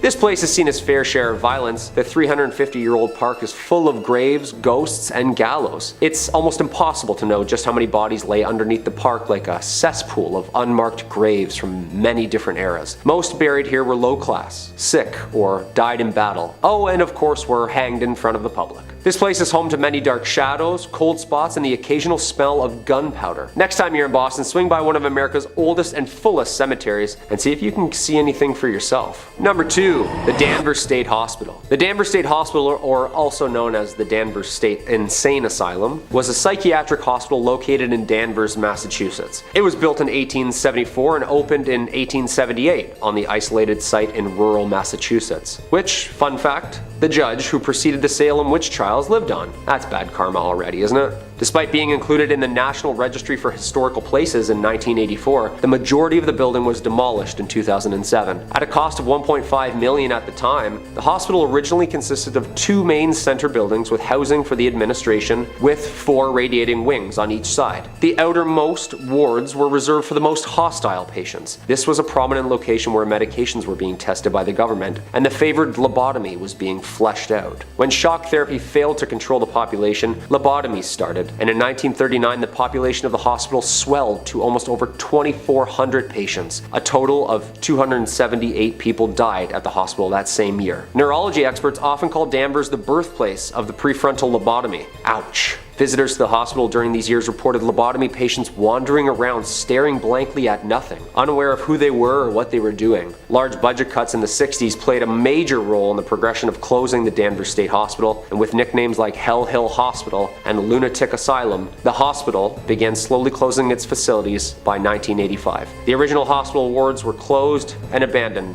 soon after. During the 80s, reports began to filter out of the hospital about missing teenage patients. The stories of ghostly figures and shadows in the windows were thriving. Are the ghosts of the lobotomized patients still aimlessly walking the realms of this now demolished hospital? What do you think? And number 1, the Bridgewater Triangle. Just a couple miles south of Boston is one of the most interesting and bizarre places in Massachusetts. I chose this as the number 1 spot due to not only the paranormal ghostly figures that have been seen across the vast plains, but 200 miles of connected weird events that will definitely catch our attention. It's named from the triangle shape. The paranormal events and phenomenon that occurs within these mapped lines includes as many as orbs, UFOs, Bigfoots, fairies, skinwalkers, alien hybrids, you name it, it's there. Well, possibly there. The towns of Raynham, Brockton, Norton, and Taunton are all subject to a universal head scratcher. In the 70s, there of course was a surge of UFO witnesses, at the same time several Bigfoot. Huh, that's interesting. Massachusetts just keeps getting stranger and stranger, doesn't it? Huge humanoid creatures, motherships, and landed UFOs have also been spotted and reported within this 200 square foot mile radius. Do you think this place is like a Skinwalker Ranch type of place? Maybe some motherships are trying to just reconnect with the Wi-Fi upstairs? I don't know. Whatever it is, the Bridgewater Triangle has been home to numerous documentaries and folklore and attracts spooky goers each year with its variety of paranormal activity. And coming in at number 5, we have the Houghton Mansion. Built in the 1890s in North Adams, Massachusetts, for the mayor himself, Albert Charles Houghton. This neoclassical revival-style mansion sits on 172 Church Street. A family man, Albert was the president of Arnold Print Works, a prominent textile factory in North Adams. His wife, Cordelia, daughter Mary, and himself had owned and lived on the property right up until the fatal car accident which took the lives of the family in 1914. On an early summer morning, Albert and his family, accompanied by another family, Dr. and Mrs. Dutton and their daughter, and of course the family chauffeur himself, Mr. Witters, had decided to head out into the countryside for a leisurely drive, a drive that ultimately took their lives. Unfortunately, for everyone on that August 1st morning, after a steep turn, the car lost control and proceeded to screech off the road, resulting in a rolling fatal wreck. All the women in this tragedy losing their lives, with the men barely surviving from the multitude of injuries. On August 11th, just 10 days after the accident, without his wife and daughter, Albert mysteriously died in the home from what doctors think was a broken heart. It is said that 3 ghosts haunt the Houghton Mansion, including Albert himself, Albert's daughter Mary, and the driver, Mr. Witters. The mansion remained with the Houghton family until 1926, when Albert's daughter Florence and her husband sold the building to the Freemasons. This is when the spookiness really started happening. Through its multitude of use throughout the years, additions to this historic site were added on by the Masons, using it for ritual and spiritual purposes, making this story even weirder. Over the years, there have been countless paranormal witnesses claiming that the ghosts roaming the halls of the basement, Mr. Witters himself, guilt-ridden with the responsibility of the crash, and Mr. Witters took his own life shortly after returning home with injuries, and residents that have stayed at the site have claimed that the manly figure aimlessly rummaging through the basement is the driver himself. Among these claims have another spirit lurking in Mary's bedroom. It is said that overnighters have witnessed multiple bright lights and auras flying around the bedroom in the middle of the night. I wouldn't even step foot into this house, let alone set up camp and spend the night. No way. The Houghton Mansion remains a tourist attraction and hotspot for paranormal goers worldwide, and to this day is one of the most haunted and mysterious sites in all of Massachusetts. Number 4, the Hoosac Tunnel. The Hoosac Tunnel, from the Algonquin word place of stones and the Mohawk word forbidden, is a 4.75 mile active railroad tunnel in western Massachusetts that passes through the Hoosac Range, an extension of Vermont's Green Mountains, and runs from Deerfield River in the town of Florida to the city of North Adams. The construction began in 1815 and ending in 1875 with a budget of $2 million, at the time the largest tunnel ever constructed, and it was later the result of taking lives of over 200 men during its construction entirety, earning it the nickname from locals, the Bloody Pit. This haunted, barren, 5-mile, completely enclosed stretch was subject to multiple accidents and deaths over the years, giving the tunnel its haunting history and reputation of being cursed itself. With the word forbidden, did the Mohawks know something that the workers didn't? Essentially, this cold, underground, pitch-black hole became one of America's strangest grave sites, resulting in everything from mysterious gas leaks, dynamite explosions,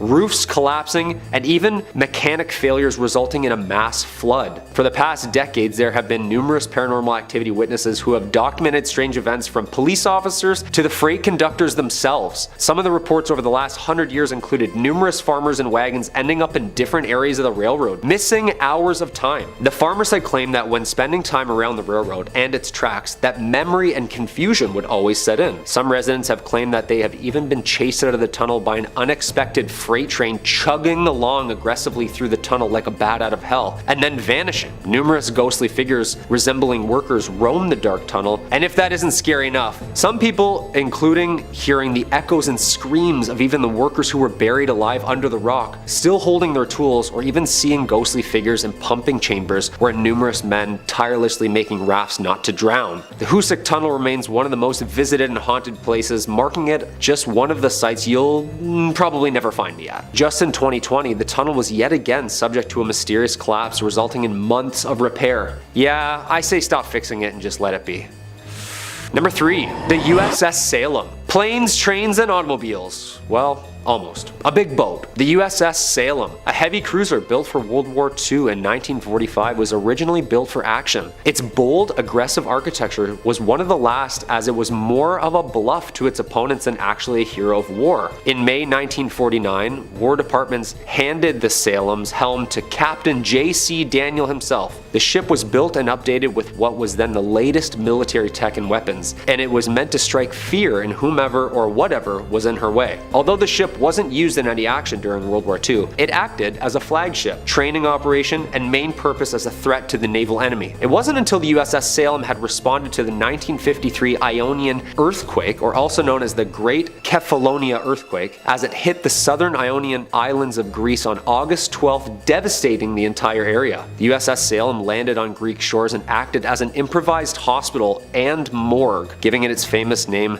the Sea Witch. The ship was decommissioned shortly after its rescue and lays in Boston's harbor as a tourist attraction from all of its dark history. Some of the paranormal activities that arise on the ship include the Burning Man, who smells of rank death and can be seen in the mess hall where the bodies have been stored. Another famous apparition on the ship is the ghost girls who lurk the halls of the ship. Little ghostly figures can be seen and felt on the legs of tour goers. Some people claim that the ship is even home to hellhounds, an aggressive pack of ghostly creatures that roam the ship, growling and scratching at closed doors. Yeah, the next time my dog scratches at my door, she's going up for adoption. I'm sorry. Number 2, the Lizzie Borden House. This quaint bed and breakfast located at 230 2nd Street is home to one of America's most haunted and mysterious homes. The Lizzie Borden House gets its haunt from an unsolved murder of Lizzie Borden in 1892. One of the most infamous true crime figures, known for her murdering of her father and stepmother with several blows to the head with a hatchet. Oof, ouch. Although acquitted, the killings remain unsolved to this day. This case earned notoriety, and much that the popular local children's rhyme had been linked to this death. Lizzie Borden took an axe and gave her mother 40 whacks.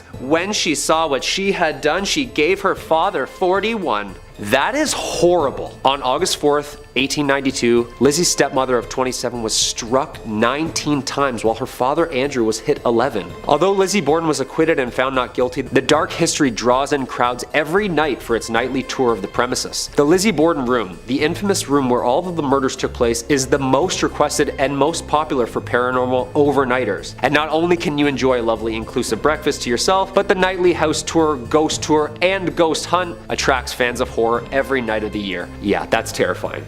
And there's a jingle to it. I don't like that at all. And coming in at number 1, the Salem Witch Trials. We can't talk about haunted places in Massachusetts if we're not going to bring up the witch trials. And I'm not talking about Sabrina the Teenage Witches, or anything of cute of that nature, these famously documented witch trials need no introduction, and unfortunately lays way to one of the most horrific events based in truth. The site of mass hysteria and hangings of supposed witches took place here and occurred in colonial Massachusetts between 1692 and 1693. More than 200 people were accused of practicing witchcraft, or better known back then as the devil's magic, and 20 were ultimately executed. Eventually, the colony admitted the trials were a mistake and compensated the families of those convicted. Okay, yeah, sorry. I just thought when you sneezed, you didn't say bless you, so I already don't like you, so I figured you were a witch. I'm really sorry. Since then, the story of the trials has become famous in paranoia and injustice, and it continues to baffle researchers to this day. We all know the famous play written by American playwright Arthur Miller in 1953, The Crucible, depicting the mass hysteria and drama during these trials. This was the perfect time if you didn't like someone that a strategic and untimely sinister accusation led to the demise of thy neighbor. I saw Sarah Good with the devil. I saw Goody Osborne with the devil. Who else don't I like? I saw Bridget Bishop with the devil. Abigail. End of Act 1. Since the start of the trials and hysteria in North America, other European countries shortly followed with their own mass witch hunts, resulting in somewhere between 40,000 and 60,000 tried and executed for witchcraft. That's a lot of broomsticks. The Salem Witch Trials of Salem, Massachusetts is still one of the world's biggest hotspots for mystery and paranormal story. Coming in at number 5, we have Terrace Inn. Located just north of the city of Petoskey lies the Victorian inn called Terrace Inn. The inn opened in 1911 and was known to be a luxury 38-room Victorian resort, though the perception of the Terrace Inn has since changed from a large number of scary ghost reports. It also doesn't help that there have been multiple deaths on the premise. Before this building was an inn, it was 2 boarding houses until they were torn down to create what we now know as Terrace Inn. During construction, 2 workers fell off a beam and sadly passed away. Therefore, it's rumored that their spirits may have settled in at the inn once construction was complete. That's not the only accident and ghost story that has occurred at the Terrace Inn though, as many years later there was a woman named Abby Sweet who was staying at the inn. Abby was pregnant and unfortunately fell and lost her life. After that event occurred, her husband Edward passed away from heartbreak just a few years later. This accident occurred in room 211, which is known to have the most reports of ghost experiences and paranormal activity. That isn't the only spirit lurking in the inn though, as there is the interactive youth, a boy between the ages of 12 to 14 who has been seen inhabiting the basement. That being said, his identity and the reason for his presence are unknown. Over the decades, there have been many reports of paranormal activity at the inn. If you ask the desk clerk for the inn's ghost files, they'll hand over a thick folder with accounts from past guests and employees. Even more frightening, it seems these reports may very well be true, as the reports span over 25 years written by strangers with similar ghost stories. Most reports from guests and workers are of hearing sounds of footsteps and voices late at night. Additionally, doors open and close by themselves unexplainably. Some have even reported hearing the sound of a piano playing or a party being held, but when investigated, the area the sounds were coming from was vacant. Plenty of paranormal investigators have spent the night at this haunted hotel, and they all agree it's crawling with paranormal activity. Lucky for the guests though, the investigators and workers all agree that the spirits aren't harmful or hold negative energy. That all being said, this historic inn remains one of our most paranormally active locations in Michigan. In at number 4, we have Solchoy Point Lighthouse. On the shores of Lake Michigan sits Solchoy Point Lighthouse. The lighthouse has been in operation since 1895, and it's the only active light left on the lake, but behind its walls holds the stories and spirits. Between 1902 and 1910, Joseph Willie Townsend was the lighthouse keeper who lived in the upstairs bedroom with his wife. For decades, it's been said that Captain Willie Townsend remains attached to the old structure. The captain died at the age of 63 in 1910, and his death remains a mystery, though some believed it was cancer as he was known to be a heavy smoker. His body was embalmed in the basement of the lighthouse. Once Mr. Townsend died, some curious individuals got inside and went into the basement, where they found pieces of an old broken up kitchen table. Once they reassembled the table, that's when the paranormal activity began. The table chairs kept getting rearranged on their own and silverware was set on the table in a specific pattern, the way the captain preferred them. There have been multiple reports of a strong smell of cigar smoke within the lighthouse. Additionally, the captain's face has been seen in the upstairs bedroom mirror on 13 different occasions. The Solchoy Point Lighthouse is one of the Upper Peninsula Paranormal Research Society's favourite spots to investigate due to its high activity from the paranormal. They have seen the alleged shadow of Townsend move behind the curtains of the lighthouse and have also seen him appear in a mirror. Not only that, but one guest had even said that during her visit she saw a man wearing a heavy blue coat walking across the yard of the lighthouse. She waved at the man, but he just ignored her. Not thinking much of it, she went on with her day. When the guest got home and did research on the lighthouse, she realised the man she saw was the captain himself. And to this day, those who visit Solchoy Point Lighthouse leave with stories that turn non-believers into believers of the paranormal. In at number 3 we have Mackinac Island. One of Michigan's most popular tourist destinations is also one of its most haunted, Mackinac Island. The small island sits on Lake Huron, covering almost 4 square miles of land between the upper and lower peninsulas of Michigan. The island was originally home to indigenous settlements long before European colonization. Seeing at least 2 battles during the War of 1812, it has been the resting ground of many tragic deaths, making it a prime location for hauntings and paranormal activity. In a part of the island you will find the Grand Hotel. The area first served as a missionary school, but today it's known as a luxury hotel. Through investigators, there have been many reports of paranormal activity in the area, and it's known that the Grand Hotel is one of the hotspots for paranormal activity on the island.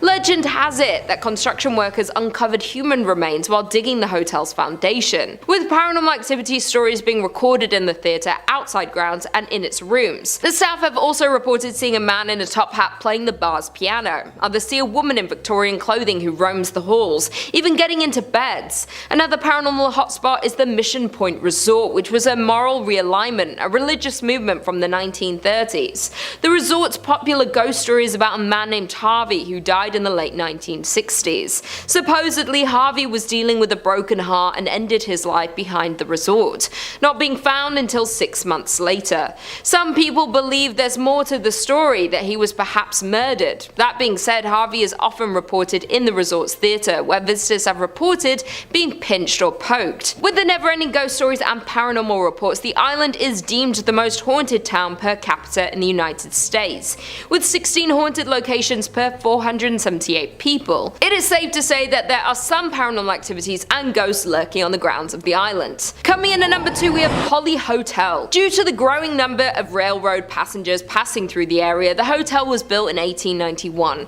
Many staff, residents, and haunted historians will agree that the Holly Hotel is one of the most haunted buildings in the state of Michigan. Norman Gauthier, a professor of parapsychology who is also known as a world-famous ghost hunter, investigated the hotel in 1989 and concluded that the building is indeed haunted by a great number of spirits. Throughout the years, the hotel survived 2 fires exactly 65 years apart. Many residents and guests of the hotel have talked about the weird feelings they got on the second floor of the hotel without us actually admitting to seeing ghosts. The inn's most famous ghost is said to be the former owner himself, Mr. Hurst. Hurst passed away in the 1920s, but many believe he just can't let go of his hotel. He is the most active ghost at the Holly Hotel and wasn't happy with the renovations that have been done to his inn. The rumour is if you see a man wearing a frock coat and top hat and smell cigars, you most likely have met the man himself. The other most common spirit would be with the former hostess, Nora Kane. According to the hotel, Nora's ghost is seen most often in the bar and back hallway. She has been heard playing the piano or softly singing a tune throughout the hotel, and her flowery perfumes can be faintly smelt when she is around. Those are only the 2 most common spirits of the Holly Hotel, though there are so many more encounters reported by visitors and ghost hunters. And finally, in at number 1 we have Dusen Mansion. Found in Niles, Michigan sits an old mansion that was built in 1847. The home was constructed by a local whiskey distiller who sold it to an attorney, Strother Beeson, and that's why it was referred to as the Dusen Mansion. Across the street of the mansion lies the family's private cemetery. Strother built the tomb across the street as a final resting place for his mother, and it wasn't too long afterward another family member joined the cemetery. Strother's son, born in 1969, tragically passed away, and a total of 12 family members are now entombed in the crypt. The ghost stories surrounding the Beeson mausoleum are at least based on truth, if not completely true. Family legends about Harriet's odd behaviour were cited in newspapers over time, time, but not until much later, accompanied by reporting on unverifiable hauntings. Jumping to the late 1980s, when working to restore the mansion, the property owner reported hitting their head on a table in the hall, but something hitting them on the back. As well, they experienced instances of being pushed forward by an unknown force. Additionally, the doors would open and close behind them unexplainably.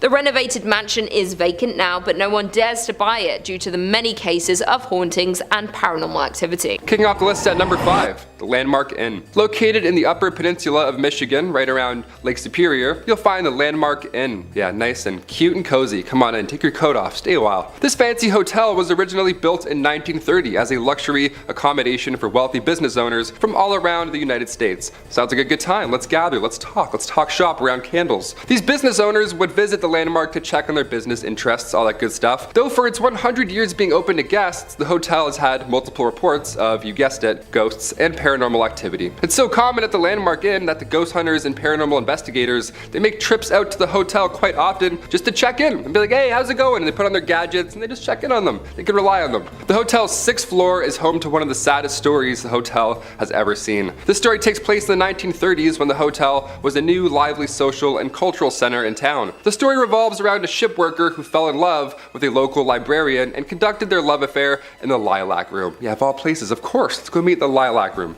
Sounds beautiful. And that was where the man was staying. Perfect place to meet. The couple was said to have a planned wedding upon his return from the last voyage on the sometimes treacherous Lake Superior. Unfortunately, their love affair ended in tragedy when his ship met with a storm and sank to the bottom of a lake. He never returned to the shore, and the librarian mourned the man in said Lilac Room, eventually dying herself of a broken heart. The heartbreaking story comes with many reports of the Lilac Room now being haunted. Yeah, rightfully so, as a large number of guests has reported hearing cries and whispers from a female. The female is also seen by many guests and workers on the 6th floor near the Lilac Room, crying and mourning for her loved one. A less romantic story that is associated with the hotel goes back to when it was even finished being built. During construction, a man ended the life of his girlfriend due to anger and jealousy, and this took place right after she told him about her past boyfriends and their relationship history, just normal stuff that he flipped out on, just a monster. And since the hotel was still being built, to conceal the evidence, the man buried her in the unfinished basement. Just horrible stuff. You knew I was going there and you're like, ah, please don't. To this day, decades later, visitors and employees report hearing cries from that basement,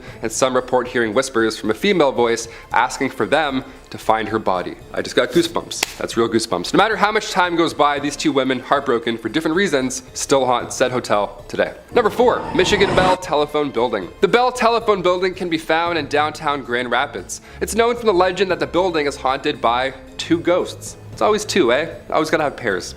Good things come in pairs. Even demons. These spirits have consistently caused chaos throughout the buildings for years in their own unique personal way. We love it. We love a unique ghost. The spirits that haunt the Bell Building are rumored to be Warren and Virginia Randall, a couple who used to reside in the Grand Rapids. Back in 1907, they moved from Detroit and bought the Judd White Mansion in Grand Rapids, which has now been torn down and built into what we now know as the Bell Telephone Building. So a lot of history there already. Over the years of living in this new house, Warren and Virginia's relationship started to crumble as Warren became very strange and paranoid almost, creating hardships in their relationship. In 1908, Virginia became tired of Warren's strange and aggressive behavior, so she decided, I'm out of here, peace. She left him. One night, 3 years after they were separated, Warren convinced Virginia into taking a car ride with him, hoping to get back together, maybe talk it out. The two of them ended up at the Judd White house where their verbal disagreement turned horrible, and Warren sadly took the life of Virginia. Then he proceeded to end his own life in the very same moment. The tragic accident that happened in the Judd White house became public knowledge, and the house was left empty with no one wanting to occupy it. Yeah, more than fair. I'm like, what's rent? Also, what happened? No. The house remained abandoned for 10 years after the accident until they finally just decided to tear the thing down completely. Thus, in 1924, they built the Bell Telephone Building on the ground, which still is in operation today. Yeah, they didn't tear that one down. That one's still going strong. Due to the horrifying scenes that happened on the grounds of the Bell Building, many claim that the spirits of Randall and Virginia still remain, haunting the new building. Some say that ghosts move into the new building and remain there to this day. I mean, I think that's possible. Ghosts like to move. They like to They can go through walls. They can probably relocate. Through the years of operation in the office building, visitors and employees all report being harassed by strange late night calls, which have been traced back to be coming from inside of the building itself. Yeah, inside the house. You guessed it. It's upstairs. That's so scary. Due to this and the strange eerie feelings that the employees feel while they're even working, it's safe to say Randall and Virginia may remain on the grounds. Most likely. They're definitely there. It sounds like they're there. They're for sure there. Number 3, the Henderson Castle. Established in 1895, this castle is a hub for many spirits and paranormal activity. I mean, it's a castle. The original owners, Frank and Mary Henderson, are said to haunt the castle as they passed away back in 1899. Yeah, I wouldn't want to leave either, living or dead. Additionally, other spirits are said to reside in the castle, a young girl and a dog. Yeah, a dog! We've got a dog ghost. How do you deal with that? Ghost barks? That'd be so scary. In 2005, the castle was occupied by Peter Livingstone McNellis and his family. When the family resided in the castle, Livingstone's son, Vincent, before anyone else had ever reported anything strange happening in the house, he said that he saw an apparition of a figure in the Victorian room, originally the changing room for one Mary Henderson. The son said while pointing at a picture of a woman dressed in an old period clothing, some Victorian clothing, that was the woman he saw wearing that same clothing. I would throw up. If someone ever said that, I'd be like, oh, this Victorian painting? And one former innkeeper who stayed at the castle each night told Livingstone on numerous occasions that she also felt a presence coming up and down the staircase, a movement passing her on the stairs when she would walk by. Ugh, these are scary. Top 5 is like, or top 10 is scary fish. This is hard. This is some scary stuff. 9 a.m. I'm already getting spooked. While now the castle is being used for a bed and breakfast, guests have fallen victim to ghosts as well. Yeah, it's not over yet. The Henderson Castle is a very paranormal active ground that many ghost hunters have investigated, and they've confirmed, in fact, that it's haunted by spirits. I trust them. The people that can go into these castles and physically do this, I'm like, yep, I trust your opinion, whatever. He just comes out, he's like, haunted. We're like, thanks, Daryl. This has been confirmed as these ghosts have interacted with many paranormal investigator teams, in addition to guests and employees of the castle. Yeah, they're just harassing everyone. The ghosts seem to be friendly, not evil whatsoever, so that's a good side, I guess, to being haunted by ghosts. They have been known to speak and physically touch guests and employees. Just they touch them on their back, side, shoulder, always in the back. You never see it coming. It's always in this region. Not only that, but there's also been reports of radios making weird noises or turning on by themselves, even though they're either unplugged or just either turned off. Both bad, both scary. Guests and employees have also reported hearing footsteps upstairs, slamming doors from unexplainable sources, and some ghosts have been wearing the clothes that they wore while they were alive. Clothes that they wore while they died in, probably. As the spirit of Mary Henderson has been reported as many guests at the top of the staircase, wearing her usual getup. Imagine being like a clown, like a jester, and then you die in that, and that's what you look like as a ghost. You're like, what? I was doing a mascot gig. I don't look like a shark forever. Number 2, Allegan Lodge. The old Allegan Elk Lodge was built in 1909. It was used as a psychiatric and TB hospital until its closure in 1948. The lodge was a former hospital that was frequented by mobster Al Capone, and one that many say is haunted by at least 7 different ghosts. Yeah, you thought 2 was bad. Add 5 more. Now we got 7 ghosts. And it's currently on the auction block in Allegan. If you have a lot of money and bravery, there you go. While the structure was originally built by physician John Robinson in 1909, somewhere in the 1920s, it was sold to a doctor from the Chicago area who had allegedly had underworld ties. That's a great doctor. That's just who you want working on your pancreas. Brought pancreas back today. The facility was supposedly frequented by mafia figures such as Al Capone, the Prohibition-era Chicago mob boss, and his men. Yeah, well, they needed medical attention or when they simply needed to get away from Chicago, this is where they'd go. The old Elks Lodge, Al Capone. He's like, oh, it's cozy. They have great soup.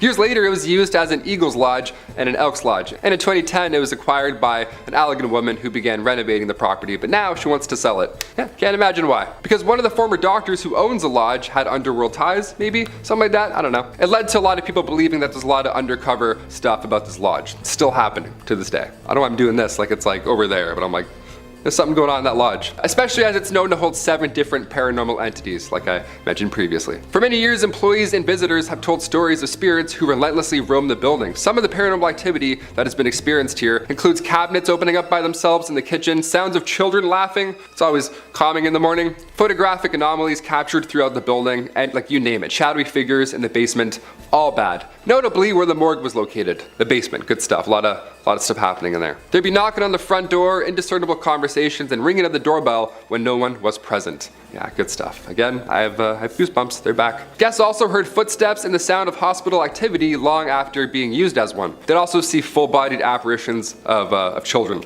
They would just see ghost children. That would be it. I wouldn't have to see any more. I would just see the ghost children and be like, again, see ya. Like that's. And finally, number 1, Point O Barks Lighthouse. There are plenty of lighthouses in Michigan, and plenty of them are rumored to be haunted, of course, because they're lighthouses and they're creepy, as they normally are. And this one is no exception. Built in 1847, real old, a lot of history with this one. The lighthouse is located on Point O Barks. As the legend goes, early to mid 1800s, Peter Shook had been Point O Barks' first lighthouse keeper. He was the OG. In 1849, Peter drowned while he and a couple of friends were sailing to Port Huron to pick up supplies for the lighthouse. He left behind 8 kids and his wife Catherine, and she took over at that point for Peter's duties, thus becoming Michigan's first female lighthouse keeper. Since then, people have claimed to see the spirit of Catherine walking along the edge of a cliff dressed in mourning clothes, as she is still heartbroken by the loss of her lover, of course. As we talked about earlier, ghosts like to wear the things that they were, that they passed away in. Again, would hate to be a clown outfit, that would suck. She had also been spotted in the window of the 2nd floor wearing an apron, along with an apparition being seen, footsteps ascending and descending the tower stairs, and giggling has also been heard. Yeah, you hear giggling and there's cold spots, therefore haunted, for sure haunted. And the smell of burnt tobacco has also been wafting through the air many a times. Lighthouses are pretty stressful, more than fair. When paranormal investigators, specifically the Southeast Michigan Paranormal Society team, when they had a 2-day intensive investigation after their search, they concluded that they believe that there is every reason for the lighthouse to be haunted. The investigators did some electric voice phenomenon work in the living room, and then they heard loud thuds from overheard. Like, where did they get this gear from, Like, I want this gear. I have some questions of myself going on in the apartment. I want to swing it around a bit. A sound of something scraping along the floor as well, and additionally, during their investigation, the rocking chair had moved 2 feet and was still moving. Just love to keep rocking around. We love that. We love haunted rocking chairs. We love unexplainable forces. While they were upstairs, they also reported hearing heavy footsteps from another unknown source. So many ghosts, there's rocking chairs, people moving around, working in the basement. It doesn't sound like the afterlife is a peaceful one, if I'm being honest. Sounds like there's a lot of to do after you die. I'm not really looking forward to it. I thought I could just kind of float around in your paintings, but now it sounds like I'm gonna have to go and wear this. Wear my morning clothes, who knows? Coming in at number 5, we have William A. Irvin. During the fall season, the ship has haunted tours with actors, but the ship really is haunted. The haunted ship began in Duluth in 1992. Before the haunted ship started, the William A. Irvin was open for regular boat tours during the month of October. Historically, this month was really slow, and the DECC needed a way to generate more revenue during this quiet month. Having heard about a failed attempt by Cleveland's William G. Mather trying to become a haunted ship, the DECC decided to try their own hands at a haunted attraction. The William A. Irvin partnered up with UMD to give the school's drama department some experience on production and acting. Needless to say, their attempt was a huge success. More than 2 decades later, the haunted ship is the peak of the Irvin's yearly business. The most common sighting that employees relate is that a lady in white has been seen walking around the ship, noticeably. She is usually up on deck and is dressed in period clothing. Nobody has ever been able to identify who she is or why she is tied to the vessel. There is also said to be a former captain who is still overseeing his ship. He is most often seen in the captain's chair and is said to be angry that the ship remains in dock and is no longer seaworthy. There are another 2 men haunting the ship. One sticks to the front of the ship and apparently does not understand what has happened to him, while the other sticks to the rear of the ship and has confirmed that he died after falling from a ladder. The family of the second man has come forward and said the story surrounding his death was always suspicious, and they were denied a claim to his pension. In at number 4, we have Enger Tower. The 82-year-old watchtower can be found right in the middle of Enger Park. The tower was built in 1939 and looks over the Duluth Harbor, being known as one of the most well-known haunted places in Minnesota, and for good reason. The tower is 531 feet above Lake Superior and is built of bluestone from local sources. Enger Tower was first dedicated by Crown Prince Olav and Crown Princess Martha of Norway on June 15th. It was built as a tribute to businessman Bert Enger, who passed away in 1931. The dedication was in honor of Bert Enger, native of Norway who came to this country and became a successful furniture dealer. At the time of his death, Mr. Enger donated 2/3 of his estate to the city of Duluth. This included the land known as Enger Hill, which along with Enger Tower is also the home of Enger Park and Enger Golf Course. The tower can be seen almost anywhere throughout the city and has since been restored. There is a local legend that a man took his own life in 1948 by jumping off the 5th level of Enger Tower. They say his body has been found hours later but was never identified. That being said, there are numerous ghost stories of visitors seeing a man on the 5th floor of the tower before entering, but when they reach the top, he is gone. Coming in at number 3, we have Van Dusen Mansion. In 1892, great In 1892, grain baron George Van Dusen built a monumental mansion for his family. With 12,000 square feet, 10 fireplaces, a turret, and a $45,000 price tag, the home was a symbol of turn-of-the-century prosperity. After 2 generations of Van Dusens moved out in 1937, the building had been used to house almost everything except a family since, being used as a school, training medical facility, and even a college throughout the years. It was vacant in the late 1930s and spent 20 years as the College of Commerce. It was home to Hamline University Law School, then the Horst International Education Center. In the late 1980s, the castle fell on hard times and became little more than a flophouse. By the early 90s, it was headed for the wrecking ball.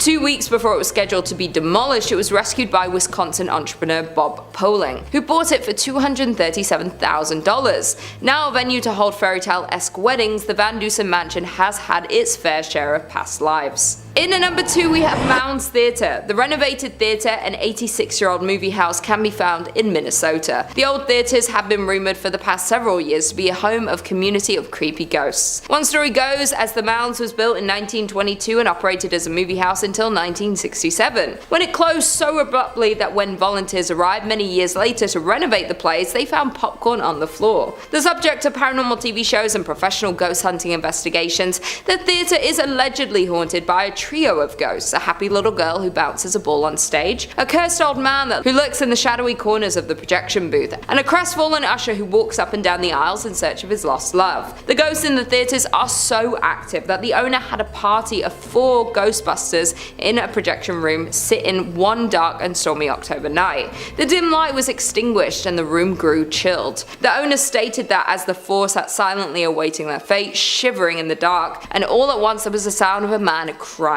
When investigating the sounds of the crying man, they found a shadow figure in the corner of the room. The figure reported having black glittering eyes and an aura of anger. Because of the odd ghost encounter and negative energy, they had to abruptly end the ghost investigation before it was too late. Another former owner, who reopened the theatre in 2001, claims that the spirits of the theatre have gotten physical and grabbed them while they were working late at night. Some paranormal investigators have left with claw marks on their backs, but the scariest ghost of them all is considered the young girl. This is the theatre's most notorious ghost and is seen in a pink dress, often bouncing a ball on the stage. And finally, in at number 1 we have Anoka State Hospital. Located in Anoka Town is the Anoka State Hospital, which is arguably the most haunted place in Minnesota. The Anoka Hospital was the first state asylum for individuals that were deemed insane. The building was established in 1898 and opened in 1900 to admit patients from other state asylums that had become too crowded. The first 100 patients were males from St. Peter's State Hospital and were considered to be chronic incurables, men who had lost their minds due to heredity, causes, or environment. In 1906, 115 women were also transferred to the asylum from St. Peter's State Hospital. Residents were not to receive any type of treatment at this asylum, as this was the final stop for them until they passed away. And passed they did. A total of 86 of the original patients were buried in numbered graves in the Asylum Cemetery. The original name of the institution was Anoka State Asylum, but in an attempt to soften the image, they changed its name in 1937 to the Anoka State Hospital. Although the name was kinder and gentler, treatment at the facility was not. Patients were subjected to medical experiments and suffered both mental and physical harm. The original hospital complex closed in 1999 and residents were transferred to a new facility located close by. The buildings and property were then given to Anoka County to use for offices and to house the county workhouse.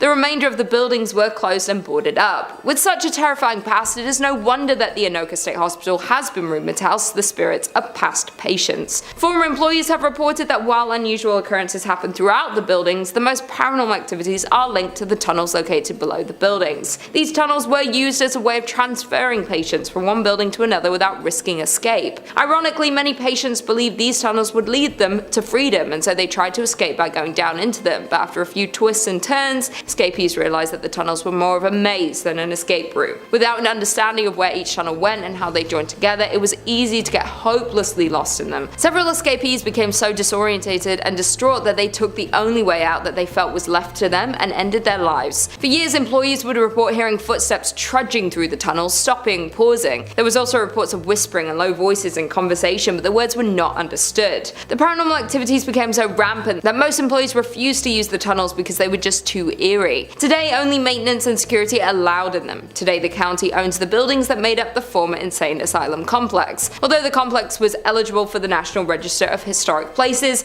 it appears that time has passed. The current buildings are in a state of extreme disrepair. Coming in at number 5, we have Mizpah Hotel. Named after the Mizpah mine, the hotel was opened in 1905. The hotel is considered a historic beacon of central Nevada's mining boom that came and went and left behind a trail of ghost towns, and is located between Las Vegas and Reno in Tonopah, Nevada, which has a population of around 2,000.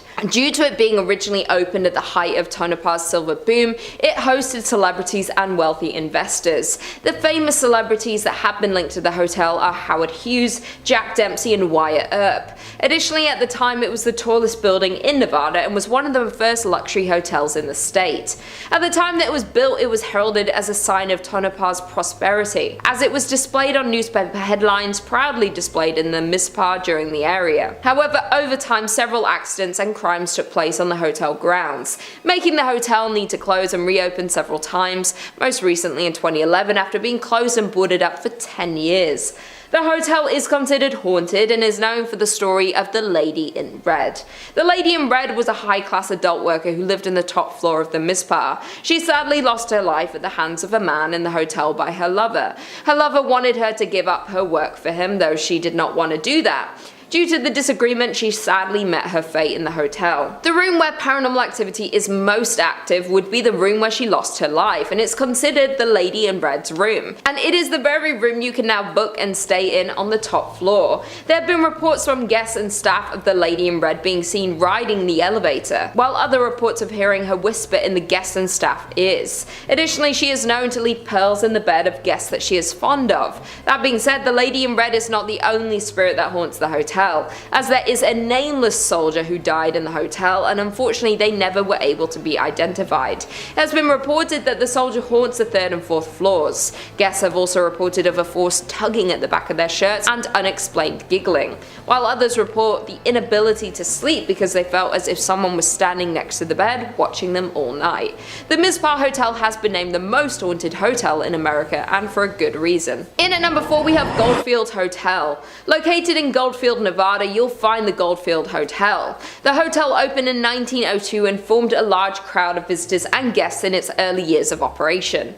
In its early years, the Goldfield Hotel was visited by politicians, bankers, and gunslingers. Built in the heart of the town, the Goldfield Hotel was one of the most sought out buildings in Goldfield and was known as the finest hotel between San Francisco and Denver. The man behind the hotel was George Wingfield, a successful and wealthy banker, mining magnate, and joint owner of the booming Goldfield Consolidated Mines Company. However, as with many boom towns, Goldfield's mines eventually dried up, causing the population and stream of hotel guests began to dwindle. The hotel went through a series of owners, from private owners to the US Army during World War II, and now is owned by Red Roberts' son.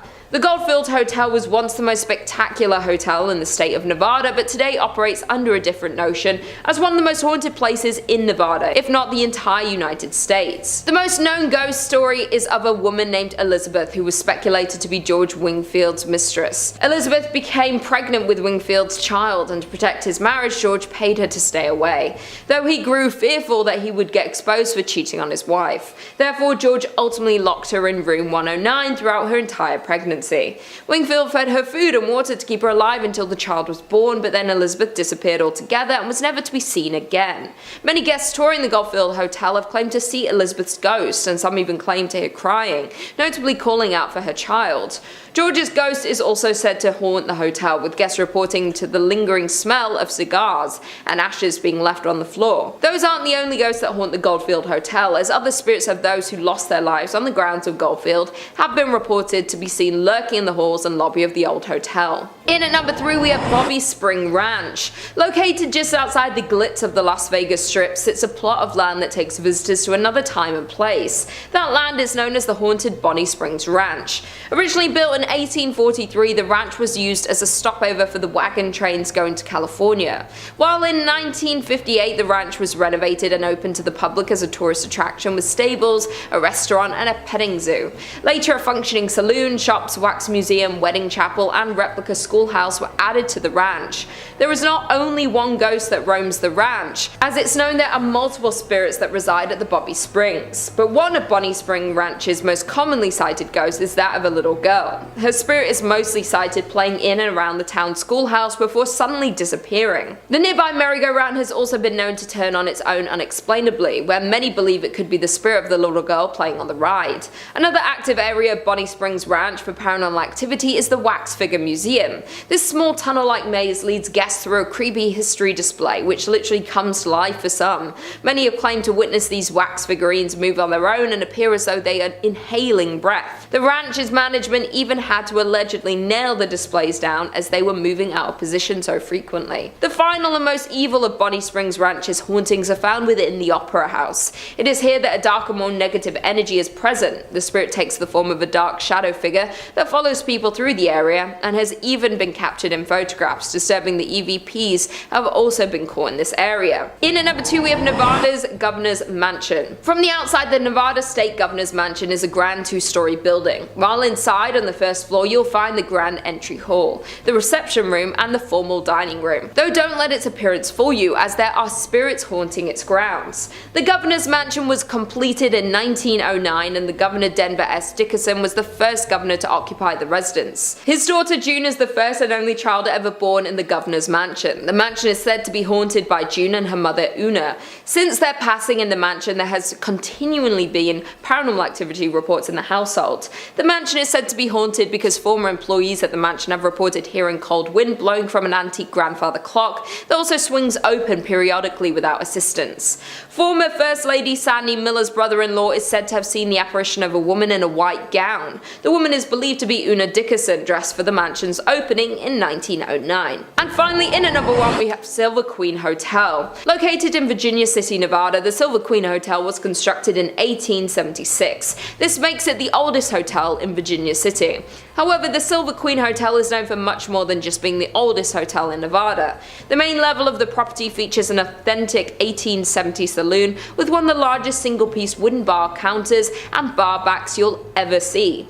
The Silver Queen is also a popular destination for weddings, as there is a historic chapel on site. Of all of the allegedly haunted places in Nevada, paranormal experts tend to agree that Virginia City, as an entire city, is the most collectively haunted place in Nevada, especially as staff, guests, and countless paranormal investigators are certain that ghosts roam the 138-year-old property. One of the most active spirits that haunt the hotel is Rosie. Rosie was an adult entertainment worker who dealt business in the Silver Queens. Though during the late 1800s in room 11, Rosie lost her life. Her story remains mysterious, but Rosie is said to have never left the Silver Queen, making countless appearances in the decades following her passing. Even though the entire hotel is carpeted, guests have often reported loud steps on a wooden floor, rattling doorknobs, the sound of voices, or even the sight of Rosie herself at the top of a long staircase where she has been spotted lingering.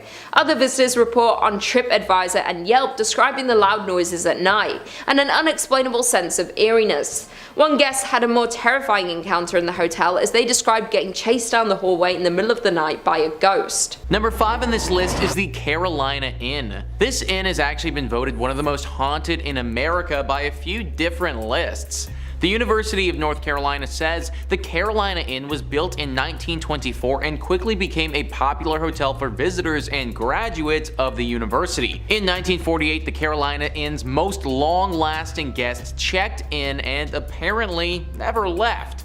Dr. William Jacox was a fun-loving man with a witty sense of humor, had recently retired from practicing medicine, and decided to make the Carolina Inn his final home. He lived in room 252 for 17 years before his death in 1965. As shared by the Carolina Inn, guests that have stayed in Jacox's old room report being inexplicably locked out of the suite. One time, the lock was so stubborn that a workman had to use a ladder to break into the room. Visitors have also noticed strange occurrences such as messy bath mats and previously closed curtains being pulled wide open. Some have encountered the smell of freshly cut flowers despite none being in the room and felt their bodies become strangely cold for no apparent reason. This is only part of the stuff that goes down at this room as well, guys. Some people have reported seeing a poorly dressed man approach them looking for an unlocked door, and then if they show it to him, he runs away screaming. It's thought that this is the ghost of Dr. William Jacques. I don't know why unlocked doors scare this dude so much, but anyone who's gonna spend 17 years in this hotel is probably a bit of a weird dude.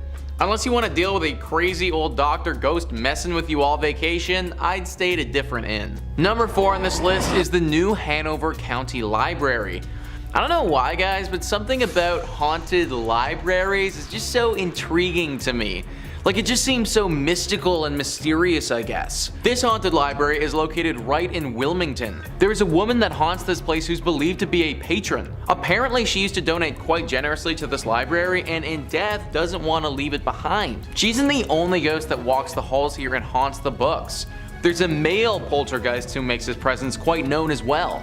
He apparently died in a duel that happened here many years ago before this land was turned into a library. Nowadays, these two ghosts make it very hard to do any serious learning or studying considering they haunt the place so much. The woman isn't too bad, she just shows up and looks super creepy, but from my reading, she only actually punishes those who cause harm to the library or make fun of it. Those who come here to learn and to read, she leaves them be for the most part. The man, however, is certainly quite the pest.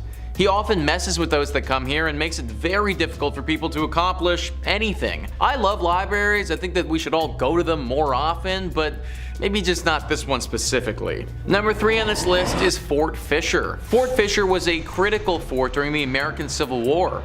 It was used by the Confederate Army and was pretty instrumental for them from 1861 to 1865. This fort was used to protect an important trade post there that the Army needed. They defended this place for those 4 years, but then in 1865, the Union Army came in and was finally able to capture it. This battle was a very bloody one and was actually huge for the Union Army and the overall scope of the war. Apparently there was a lot of death at this fort, and that death, it's never really gone away. Now, this fort is teeming with paranormal activity. Visitors will often report hearing gunshots coming from thin air. The sounds of many footsteps all running at once as if people were charging ahead. Orbs of energy appear in front of them from no apparent source. There are 2 very famous ghosts that haunt this place as well, Robert E. Harrell and General William Whitling. Robert was apparently an outcast who died under mysterious circumstances and has not been able to rest since. The general was actually taken prisoner and killed at Fort Columbus, but he returned to this place because he feels regret for how he failed in life. He was apparently responsible for defending this place and was not capable of doing so. A very haunted fort that I wouldn't recommend going to. Number 2 on this list is Lydia's Bridge. Who is Lydia and why does she have a bridge and why is it haunted? Well, Lydia is quite the famous ghost. This is a true ghost.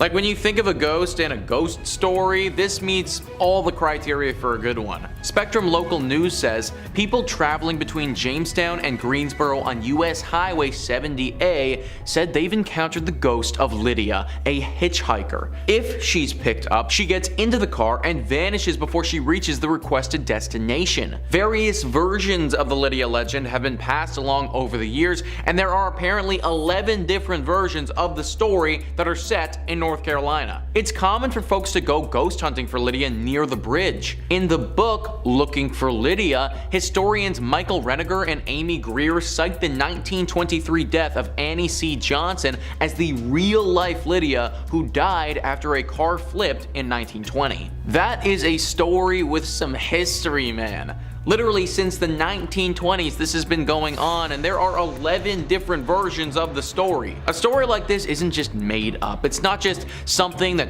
one person posted on Creepypasta that became a thing. No, this has been part of the identity of North Carolina for a century. Countless people have picked up this woman and then had her disappear right before their very eyes. Car accidents have happened from people driving this woman and then getting so shocked that they spin off the road when she disappears. Lydia, or Annie is a real ghost who stalks drivers along this road and especially this bridge. Although she isn't inherently evil in nature, as I said before, accidents have happened when people realize they were just driving a ghost around. I have no idea where Lydia is trying to get to, but trust me, you probably don't want to be the person to take her there. And finally, number 1 on this list is the Devil's Tramping Grounds. This is in reference to a very strange patch of soil in North Carolina. For decades, this circle of dirt has allowed nothing to grow on it at all, whilst the area surrounding it is home to luscious wildlife. The Sun Journal says regional legend maintains that Satan frequents the area on his nightly walks,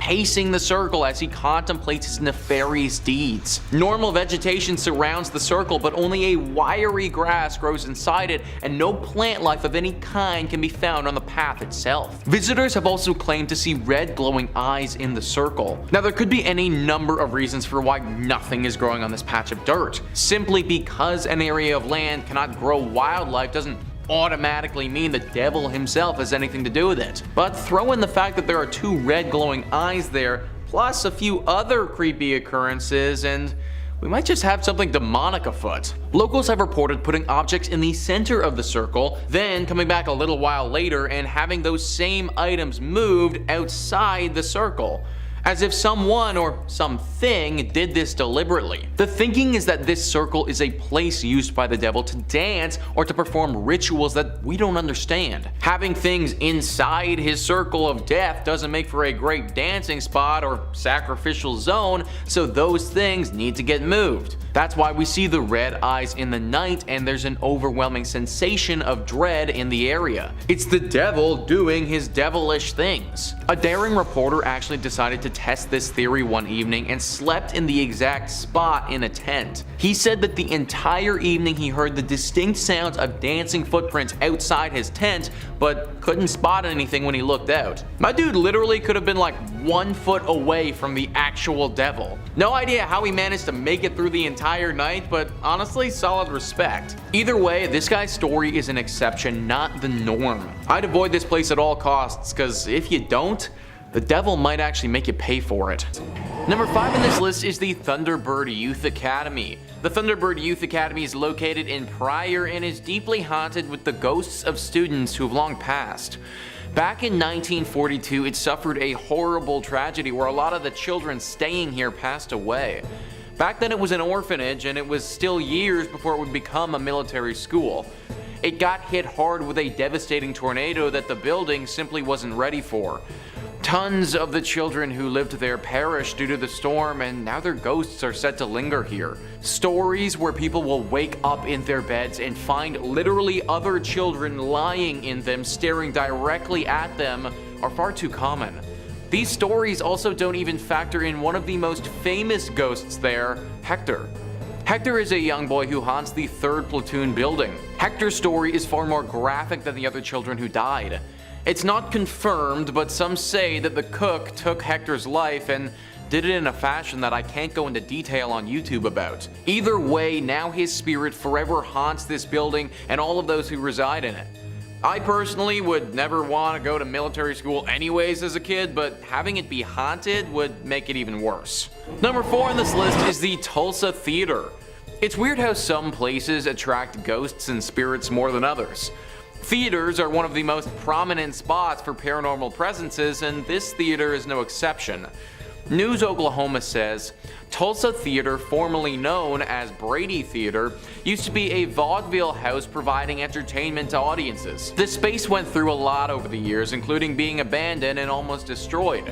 But after renovations and a name change, the Tulsa Theater reopened. Legend is the space is haunted by an Italian opera singer named Enrico Caruso. Caruso took in the sights around town while in Tulsa to perform. He wanted to see the oil wells and how they made them, said French. And as they came back, it was raining, it was cold, miserable, and the car broke down. Despite already being sick, Caruso made the journey back on foot in the rain to give what turned out to be his last performance ever. He had a great performance according to history, French said. It was one of his best. Standing ovations and the whole 9 yards. Unfortunately, after returning to Italy, Caruso died. French said many say Tulsa caused Caruso's demise, and that's why it's believed he haunts the theater. Even Caruso's manager named Tulsa as the reason for his death. But it goes deeper than just Caruso. When it was the Brady Theater, the building is rumored to have played a role in the 1921 Tulsa Race Massacre. I mean, it played a huge role. It housed some of the victims. There are rumors they died inside and some other horrible things that happened to them, French said. We actually captured electronic video phenomena evidence that almost confirms all of the stories there. The Tulsa Race Massacre was a horrible display of hate and racism.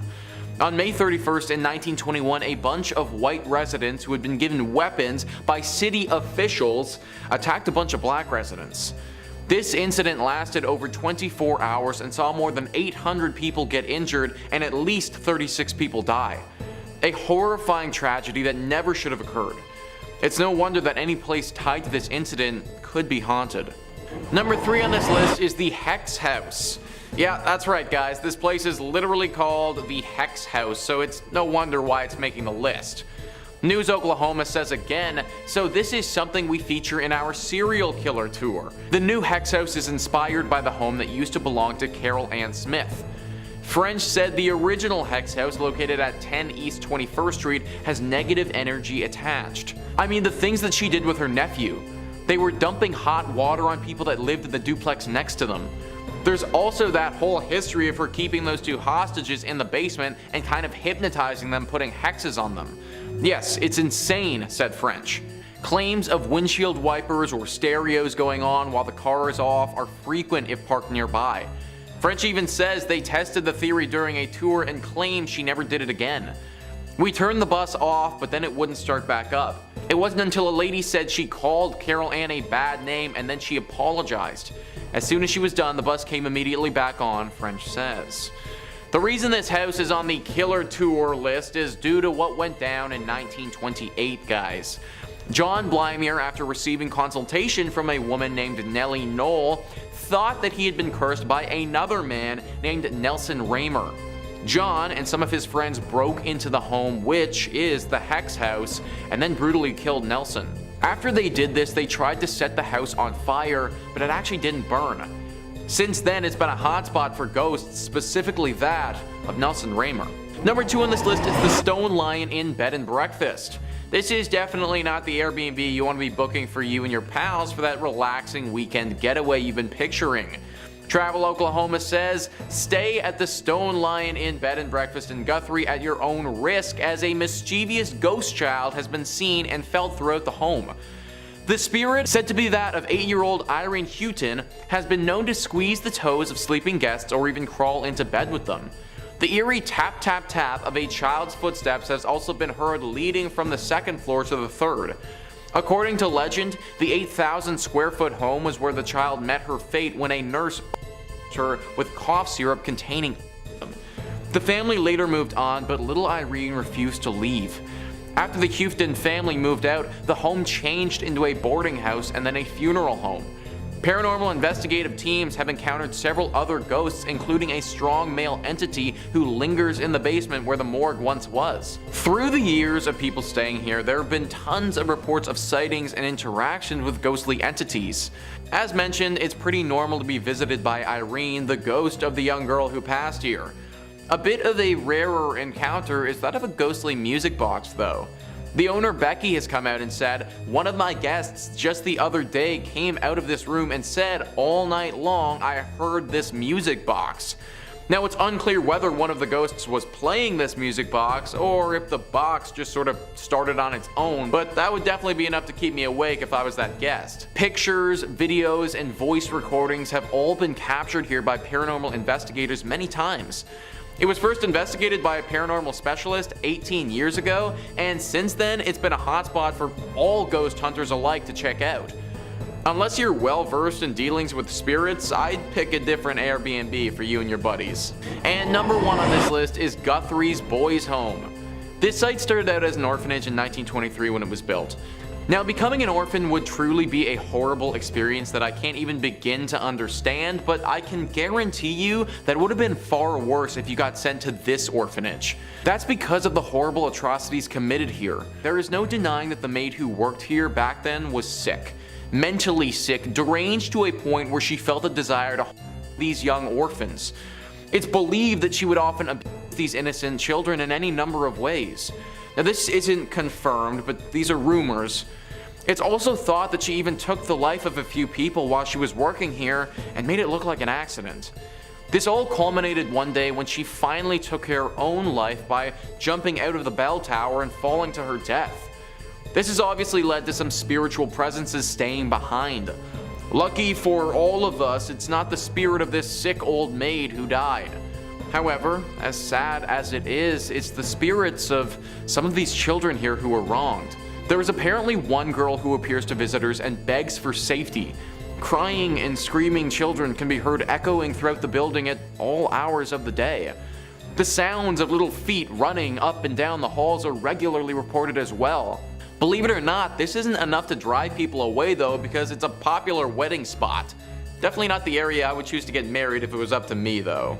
Kicking us off at number 5, we have the St. Louis Cemetery, number 1. The first of 3 Roman Catholic cemeteries in New Orleans, this is a legendary site for ghost spotting, although you'll need a vetted tour guide to get in. Break this rule and who knows what kind of curse you'll incur. The cemetery is full of above ground tombs, which some refer to as cities of the dead. These vaults are largely from the 18th and 19th centuries, although some of the graves date back to early 1700s. Of course, with all sorts of above ground burials, one would expect to see plenty of ghosts here. Visitors claim to see manifestations of ghosts walking around, and an abundance of amateur photographers claim to have captured ghost orbs on film. Digital too. Some ghosts are more famous than others, but at the St. Louis Cemetery number 1, none are as well renowned as Mary Laveau. The voodoo queen of New Orleans, Laveau made a name for herself through fortune telling, occult studies, and herbal medicines. These days, gawkers claim to see her floating through the cemetery where she's buried, wearing her signature bright colored clothing and white turban. Guests have reported being scratched, pinched, shoved, or even coming down with sudden unexplainable illnesses after seeing her ghost. For many years, followers of the occult would visit her tomb and mark it with 3 X's, but this led to more severe vandalism and it has been refurbished since. Laveau isn't the only ghost to roam the graves, but she is definitely the most well known. Just watch your back if you choose to visit and stick with the tour guide. Next up at number 4, the Hanging Jail. The Gothic Jail of De Ridder was built in 1915. Anything Gothic has a higher chance of being haunted, it's just how architecture works. That's why the Notre Dame is so full of ghosts. That and the whole Claude Frollo situation.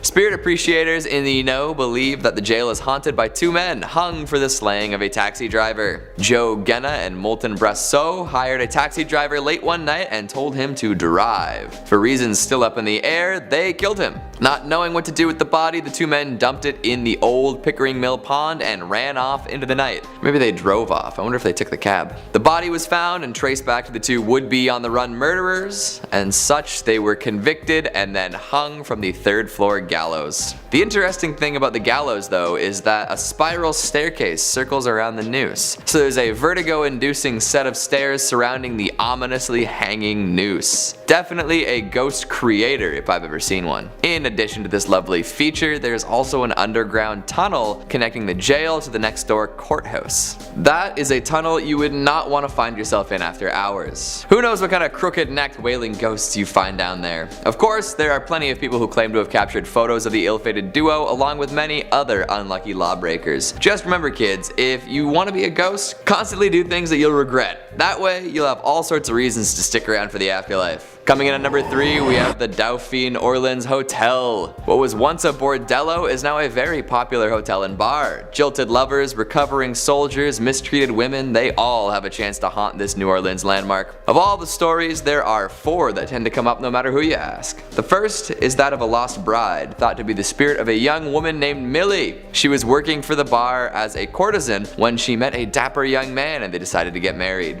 However, on the morning of the wedding, Millie's groom-to-be was shot dead in a gambling dispute. Distraught, Millie waited for days for her fiancé to show up and never took her wedding dress off. For years, she would wear the white dress around the bar, hoping that someday he would show up.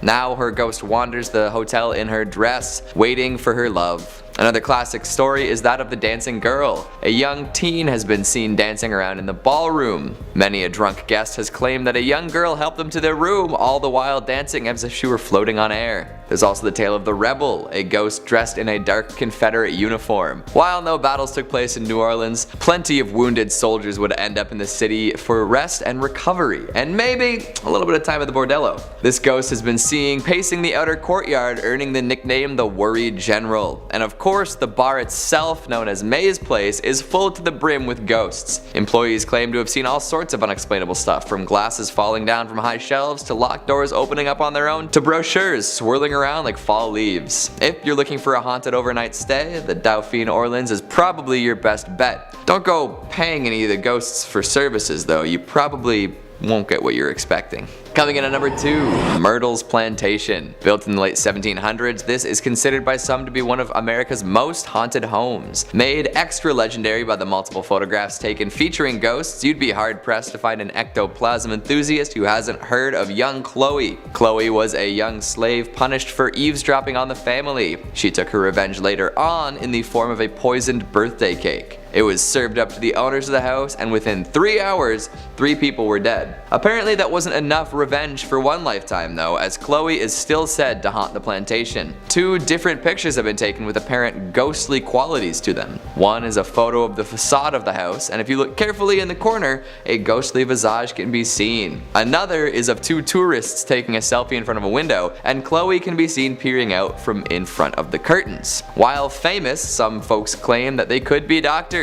What do you think? After the Chloe incident, many later owners suffered death and murder tragedies while living at the house. Their ghosts have also been seen roaming the grounds. These days, most of the scary stuff is directly ghost related, so I don't know if it's still dangerous or just a spooky tourist attraction. Maybe the spirits like the attention they're getting from the public and would rather not kill anyone else. And finally at number 1, the Lalaurie Mansion. Back in the 1830s, the Lalaurie family was extremely well-to-do, especially Delphine Lalaurie. She was a well-respected member of society and known for throwing lavish parties. All was well and everyone had their fun until disaster struck. A fire swept through the building, burning much of it to the ground. Among the rubble, firefighters found the bodies of chained and tortured slaves in a hidden chamber. It appears that Delphine would perform unnecessary surgery on these poor helpless folks too. By the time all this was figured out, the Lalauries had fled the country, never to be seen again. With no way for justice to be served, the souls of the people held here remained, looking for revenge. Pretty much all future owners of the property quickly left after moving in. The ghosts haunting the walls are pretty aggressive too, with many people reporting bizarre physical assaults by forces unseen. Today, ghost hunters say that it's the most haunted house in the French Quarter. Historians dispute this, but that's not going to stop the Phantom fans from traveling to the Haunted Mansion. Kicking off the list at number 5, the Mission of San Miguel, 1610. The birthplace and historic site, the original San Miguel Church was most likely built shortly after the founding of Santa Fe in 1610 and is claimed to have been the first ever church built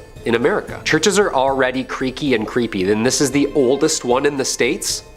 Okay, here we go. This church was built right across the Santa Fe River in the area referred to as the Barrio de Analco, which was inhabited mainly by the native population for the past 1,000 years. The San Miguel mission was first mentioned in writing in 1628, indicating it was in use at that point as both a mission and a school. Although intended as a mission, the Spanish also used it as their parish church until the parroquia was completed. The original San Miguel church was probably much smaller than the structure present, with more of a rectangular apse, a slightly raised sanctuary, and a simple front elevation with no towers at all. The surviving foundations were excavated and closely researched by Bruce Ellis and Stanley Stubbs in 1955. Although the present building dates from 1710, it has undergone a multitude of significant structural changes since its infamous riot in which partially destroyed the building during the Pueblo Revolt of 1680. This was an uprising of mostly the indigenous Pueblo peoples against the Spanish colonizers in Santa Fe de Nuevo Mexico. The Pueblo Revolt killed around 400 Spaniards and drove the remaining 2,000 settlers out of the province, which is where the creepy stuff kinda sits around. Since its construction, there have been over 300 years of ghostly apparitions seen at these ruins. You can never really pinpoint a specific person at this location, but there are numerous sightings that have been documented over the years, ranging from ghost horses, dragging sounds, and loud bangs resembling warfare. The San Miguel Chapel still stands after 400 years due to its local, national, and international community that has supported its preservation and history. Everybody chipping in. I love it. Little TLC. I bet you this is also where you see ghosts on different floors that used to be there or behind walls that don't even exist anymore. Like, are they bound by these structures forever? They're just like...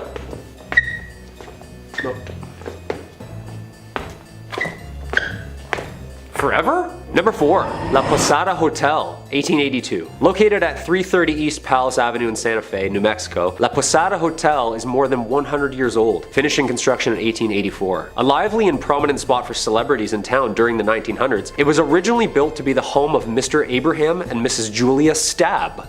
Perfect last name for the start of something scary. Stabb. A prominent businessman and a German immigrant, Abraham had constructed this beautiful Grand French Second Empire estate ready to make a life working with his brother Zodak in business and eventually settling down in this historic town, with the mansion acting as a social hub for both the business and celebrity events. It is said that the Stabbs have 7 children, one of which died at birth, and which in fact led Miss Stabb to a depressed self-exile state, dying at the age of only 52. The mansion was converted into a hotel in 1936, shortly after the rubble of the Depression had cleared, and it is said that Julia herself haunts the rooms of La Posada Hotel. Guests have made claims to hear voices in vacant bedrooms, lights flickering on and off, and even doors slamming in the middle of the night. Voices saying things like, "I'm in here." It's never just like casual and calm, like, "Oh yeah, just leave the door open, I'm in here, come on in." It's always a creepy whisper in here, like, "I'm in here." Too creepy. La Posada Hotel Resort and Spa still remains one of New Mexico's most haunted hotels and is active and encourages overnighters to check out the Julia Stabb package, which involves a ghostly tour, history lesson of the grounds, a lovely dinner away from the kids, and a day done right by the pool or spa. Unfortunately, I won't be taking them up on the Stabb package at any time soon. Not at all. No chance. I hear one thing in the middle of the night and I'm out, and I'm up quickly. 12 seconds flat. I'm just like... Number 3, the Old State Penitentiary, 1885. The Old State is located 15 miles south of central Santa Fe and is an active men's maximum security prison that was built in 1885. Acting as a prison system for the US, the prison saw 3 massive riots in its entirety, including 1922, 1953, and the worst and most bloody riot of all, 1980. One of the worst prison riots in American history. It's presumed to be the reason behind its haunting reputation. On February 2nd, 1980, several inmates initiated a riot which led to the inmates gaining control over the prison for a full day and a half. Unfortunately, at the time, post-70s, the prison was overcrowded, underfunded, and riddled with untrained, fresh-faced security guards with the rampant need for excess bodies due to the overgrowing inmate count. After escaping and organizing this event, the cellmates then tortured 12 prison guards and brutally murdered 33 other inmates. These riots soon became medieval in nature, gruesome, and truly evil. The most famous area for paranormal sightings can be heard and seen around cell block 4. Men here were brutally butchered, dismembered, decapitated, and some even hung up on the cells and burned alive. This section of the prison was closed in 1998 and is now referred to as Old Main. As if that history isn't dark enough, witnesses and researchers claim that there's a ton of spirits that roam this prison. Dark figures and ghostly shadows have been seen roaming the cells and halls, unexplainable slamming of cell doors, men's voices, strange noises, and even echoed screams can be heard at this location. This is why I don't even jaywalk, people. Stay a couple nights at this haunted prison looking at axe marks on the ground? Yeah, no, I'm getting my phone out right away. I know exactly who I'm gonna call. Yeah. Number 2, the Amador Hotel. Located at 251 West Amador Street at the corner of Water Street and Las Cruces, which translates to the Crosses, an area in New Mexico spanning as far back as the settled early 1800s, was thought to be an early mass gravesite for the amount of crosses present in the city. The Amador Hotel has stood serving the community in multiple ways over the years, including a courthouse, a post office, a bank, hotel, and even a county office center. Yeah, can I get 2 stamps, please? Thanks. Built in 1866, the Amador Hotel is a popular Las Cruces ghost tour, and some of the rooms were even used as jail cells. Hey, you're grounded for 15 years to life, I don't know. The courthouse was completed in 1885. Amador added another story to the remaining structure, and Amador Hall became a community center where people conversed in drinking and in storytelling. During tours, guests have reported seeing shadowy figures lurking in the hallways, numerous cold spots, flashlights turning on and off by themselves, and having their arms even touched or scratched. Ah, yeah, that's it. Just a little to the left. That's perfect. Some even say it's the work of a little ghost girl named Annie, who frequently visits the room on the second floor, giggling. Like, giggling is great and all until like a 200-year-old spirit giggles right in your face. Like, what is still funny? This is terrifying. Joke must have been that good. Little ghost girls? Yeah, that's the scariest ghosts imaginable. 100%. The Amador Hotel ghost tour starts at 8 p.m. and during a visit through the tour of the grounds, history and ghost hunting begins. I'm a strict matinee ghost hunter myself, only during the day, or never. Or like around brunch, that's like perfect, nice and sunny. And coming in at number 1, Double Eagle Restaurant. If you're heading down to Mesilla, New Mexico this weekend and enjoy burgers and ghost stories, well, then the Double Eagle Restaurant is a must stop for you. Known not only for the world's largest green pepper chili burger, this blast from the past decorated head to toe in its luxurious upscale Victorian decor is now the home to 2 prominent and active restaurants, the Double Eagle and Pepper's Cafe. Alright, here we go, let's dive in. Possibly the world's most haunted restaurants, originally owned by the Mace family, owning one of the leading and most lucrative import-export businesses in Santa Fe, was Senor and Senora Mace. Senora Mace expected only the best for her eldest son, Armando. Mothers and their sons, right? Always imaginarily wiping something off their faces. Come here, there's more. There is grim history here, involving 2 forbidden star-crossed lovers and a pair of sewing scissors. Thank you.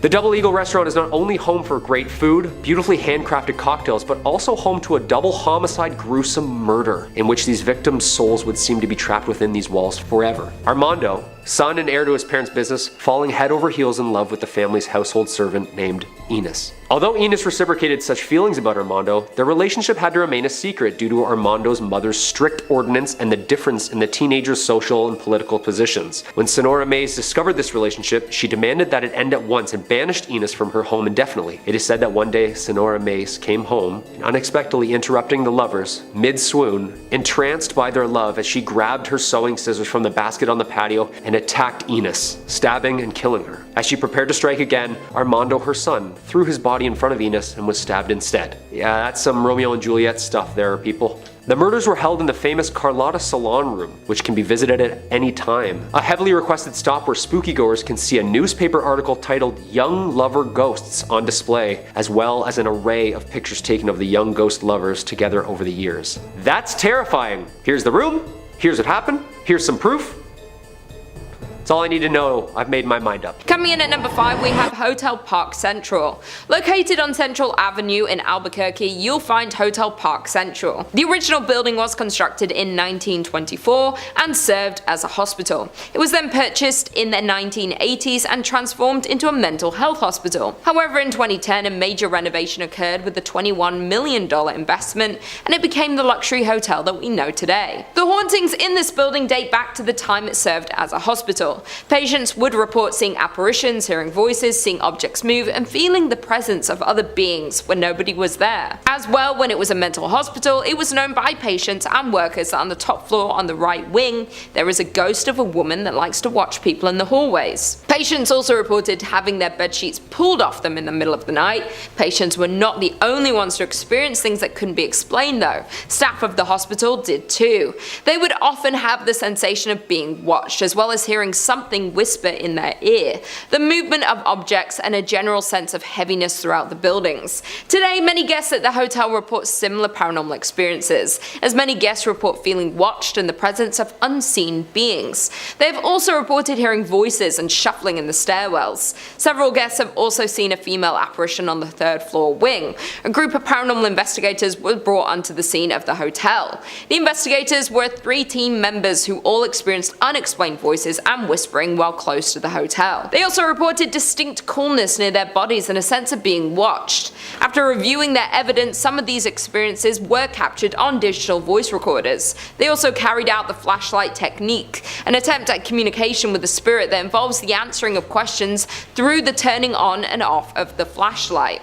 This was a success, with several responses captured on video. In at number 4, we have the St. James Hotel. Built in 1972 by Henry Lambert, the St. James Hotel was established. Found in Cimarron, New Mexico, the hotel is known to be one of the most haunted places in America. The St. James Hotel is said to remain host to several restless spirits. Both the owners and the hotel guests will tell you that many unexplained events haunt it. Several psychics have visited the hotel and specifically identified 3 spirits and many others who passed through to relive their experiences. The hotel's second floor is the most active, with stories of cold spots and the smell of cigar smoke lingering in the halls. A prior manager commented about the spirits that linger in the hotel and said, "You never see them, but you do feel and hear them." Another report from a former owner states that she walked into the dining room and saw a pleasant-looking cowboy standing behind her in the mirror on the front of the bar. The spiritual activity of the hotel has been featured on the popular television show Unsolved Mysteries and A Current Affair. Room 18 at the hotel is kept locked because it houses the ghost of an ill-tempered Thomas James Wright,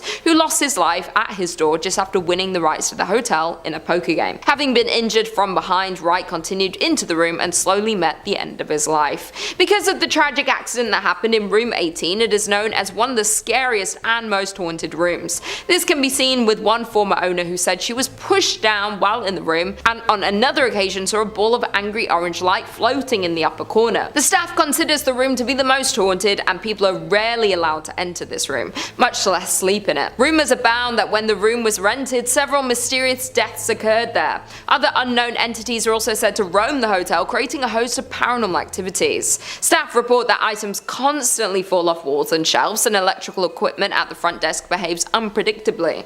Others have reported cold spots throughout the historic inn, lights that seemingly turn on by themselves, feelings of being watched by unseen eyes, and cameras that cease to work inside the hotel, strangely returning to normal after leaving St. James. In at number 3 we have Hockomock Theater. Built in 1927, this grand palace of a theater certainly is a masterpiece of Pablo Deco fused with Art Deco. The creation of this beautiful southwestern style theater was financed by a hardworking wealthy entrepreneur, Oreste Bacecchi, who wanted to fulfill a lifelong dream of building a grand theater which would rival other larger-than-life movie palaces that were springing up around the United States. A large fire in 1963 destroyed Hockomock Theater's iconic stage and much of the building, prompting the Bacecchi family to demolish it. In 1977, the same year, the theater was listed on the National Register of Historic Places. The citizens of Albuquerque voted to purchase Hockomock Theater at a steep discount. In return, the city of Albuquerque offered to fund the restoration of the landmark attraction. With the change of hands, local restoration experts were hired to restore Hockomock Theater to its former glory. The hauntings of Hockomock Theater can be traced back to a freak accident that happened in the late afternoon on August 2nd, 1951.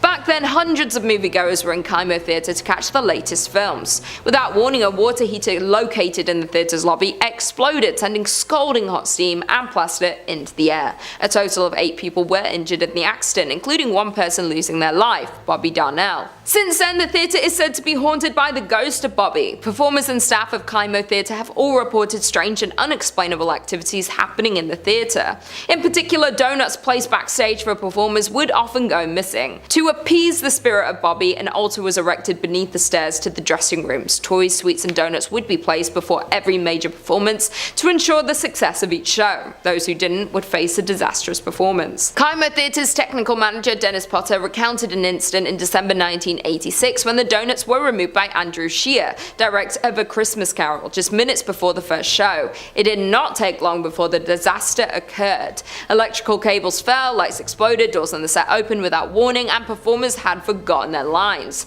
After the end of the disastrous show, the donuts were promptly replaced and the next show went off without a hiccup. However, an interview with Andrew contradicted the Potter's story, with the former claiming that the donuts were never removed or replaced. Apart from the unexplainable disruptions, staff working at Hockomock Theater have also reported seeing the ghost of Bobby, dressed in a striped shirt and blue pants. The ghost of Bobby is often seen loitering on the lobby staircase, looking for the next victim of his harmless shenanigans. In at number 2 we have La Fonda Hotel. Standing in Santa Fe, New Mexico, there is the historic La Fonda Hotel.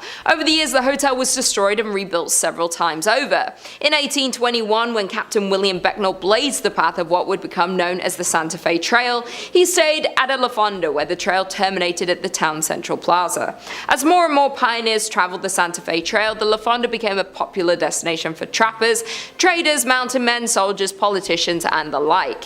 The current La Fonda was built in 1922 on the site of the previous inns. In 1925, it was acquired by the Atchison, Topeka, Santa Fe Railroad, which leased it to Fred Harvey. story. For more than 40 years, from 1926 to 1968, La Fonda was one of the famous Harvey houses, a renowned chain of fine hotels. Today, the La Fonda Hotel is said to host not only travelers visiting Santa Fe, but also several ghosts. Some people believe that the Honorable Judge Slough continues to walk its hallways. However, more often reported is the ghost of the distraught salesman who jumped into the well after losing all of his company's money. The hotel's dining room, called the La Plazuela, is situated directly over the old well, and both guests and staff alike have reported the sight of a ghostly figure that walks to the center of the room, then seemingly jumps into the floor and disappears. Other reported phenomena include a ghost that haunts the Santa Fe room, as well as the spirit that walks the hallways near the La Terraza, a restaurant located on the east side of the hotel's 3rd floor. In the 1970s, a ghost reportedly called the front desk to complain that someone was walking up and down the hallway in front of his room. When an employee was sent to investigate, he saw a tall man in a long black coat disappear into a stairwell.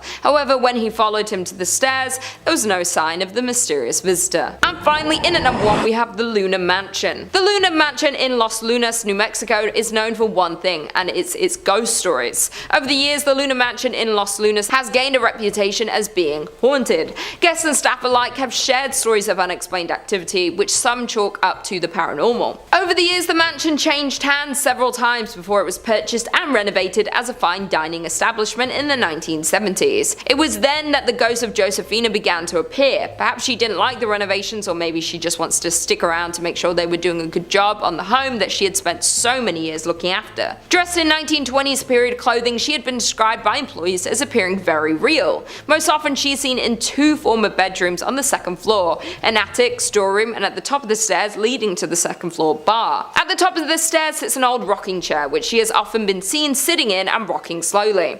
On one occasion, when an employee approached the ghost, she simply stood up and then slowly vanished. More often she is seen walking up and down the stairs, a habit that has been so commonplace that employees barely notice anymore. Where there's one spirit, others seem to follow, and more ghostly apparitions have been seen at the mansion. One of these is a former servant named Cruz, who was thought to have been a groundskeeper. Most often seen on the main level, he is said to be particularly friendly to women and children and likes to play practical jokes on the employees and patrons. On one occasion, he was seen sitting on a sofa as if waiting to be served. Dressed in vintage attire, the man was relaxing patiently when a waitress asked another staff member why he hadn't been served. However, the response was, "What man?" And when the waitress looked back to the sofa, the vintage spirit faded away. At lucky number 5 is Joliet Correctional Center. The Joliet Correctional Center, established in Joliet, Illinois in 1858, holds a storied past that is as captivating as it is haunting. This historic penitentiary served as a house of horrors for over 150 years, housing some of the state's most notorious criminals. Within its imposing stone walls lie a rich history of many eerie and disturbing tales. But the most chilling of these tales is that of the murder of the warden's wife in 1915. Odette Allen, better known simply as the warden's wife, was an aspiring singer before marrying her husband, Warden Ned Allen. The marriage would have her move from her home in Los Angeles to living in the Joliet Correctional Center with her betrothed. Odette was incredibly popular among the inmates. She was known to be a kind and compassionate woman who tried to make the lives of the prisoners a little more bearable by offering them small acts of kindness, such as providing treats or lending a listening ear to their troubles. The inmates would call her things like the Good Angel and the Little Mother at the Big Stir, out of admiration for her benevolence. The inmates would often act as servants to her and the warden, as an alternative to hard prison labor. In June of 1915, the warden went to Chicago to meet with politicians about the building of a new prison. Odette didn't join her husband because the dresses she wanted to wear weren't yet ready. One morning, Odette asked for the help of Joe Campbell, also known as Chicken Joe, a prisoner who had been convicted of murder at the age of 29. He was selected to be Odette's personal servant because of his great behavior and his healthy relationship with her and the warden. He was due for parole the next week, and Odette was going to testify for him at his hearing. Sounds like life was looking up for Chicken Joe, but what happened next would tragically bring all these good things to ruin for the young prisoner. The morning of her death, Odette asked Joe to refill her water bottle, go grab her coffee and a newspaper,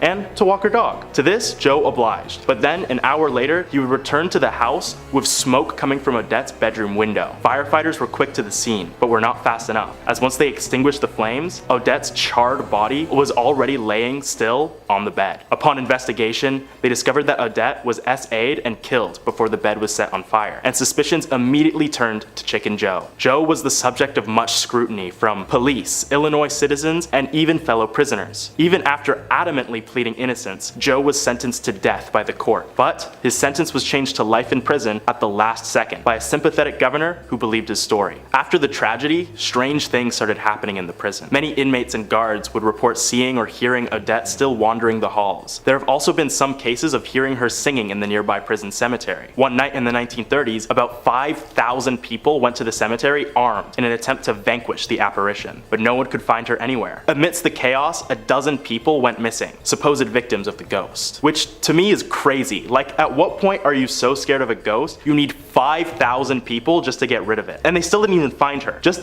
give up at that point, guys, come on. Anyway, it is said that Odette remains in the prison in order to protect her boys, the prisoners who were inspired by her kindness and honored her after death through their good behavior. Any visitor that would try to disturb her peace would incur the poltergeist's wrath and suddenly disappear. If you were to visit the prison today, which closed in 2002 and was turned into a historical site, there's still a good chance you might come across Odette's ghost, still wandering and singing. Next up at number 4 is the Congress Plaza Hotel. Constructed in 1893 as part of the World's Columbian Exposition, the Congress Plaza Hotel has welcomed countless guests over the years, including prominent figures such as presidents, celebrities, and even infamous gangsters. Its iconic location overlooking Grant Park and Lake Michigan has made it a popular choice for visitors seeking a taste of vintage luxury. But it is the hotel's dark past and ghostly residents that have set it truly apart. One of the most well-known ghosts said to haunt the hotel is that of a ghostly presence known as the Shadow Man. His story dates back to 1900, when Captain Louis Ostheim, a war veteran haunted by the horrors of the Spanish-American War, sought refuge at the hotel on the eve of his wedding. The captain would often experience PTSD-induced night terrors and suffer from extreme anxiety and paranoia. The night of his death, he awoke suddenly after being consumed by a brutal episode. In his disoriented state, he would search for solace or an escape from his inner demons, and tragically,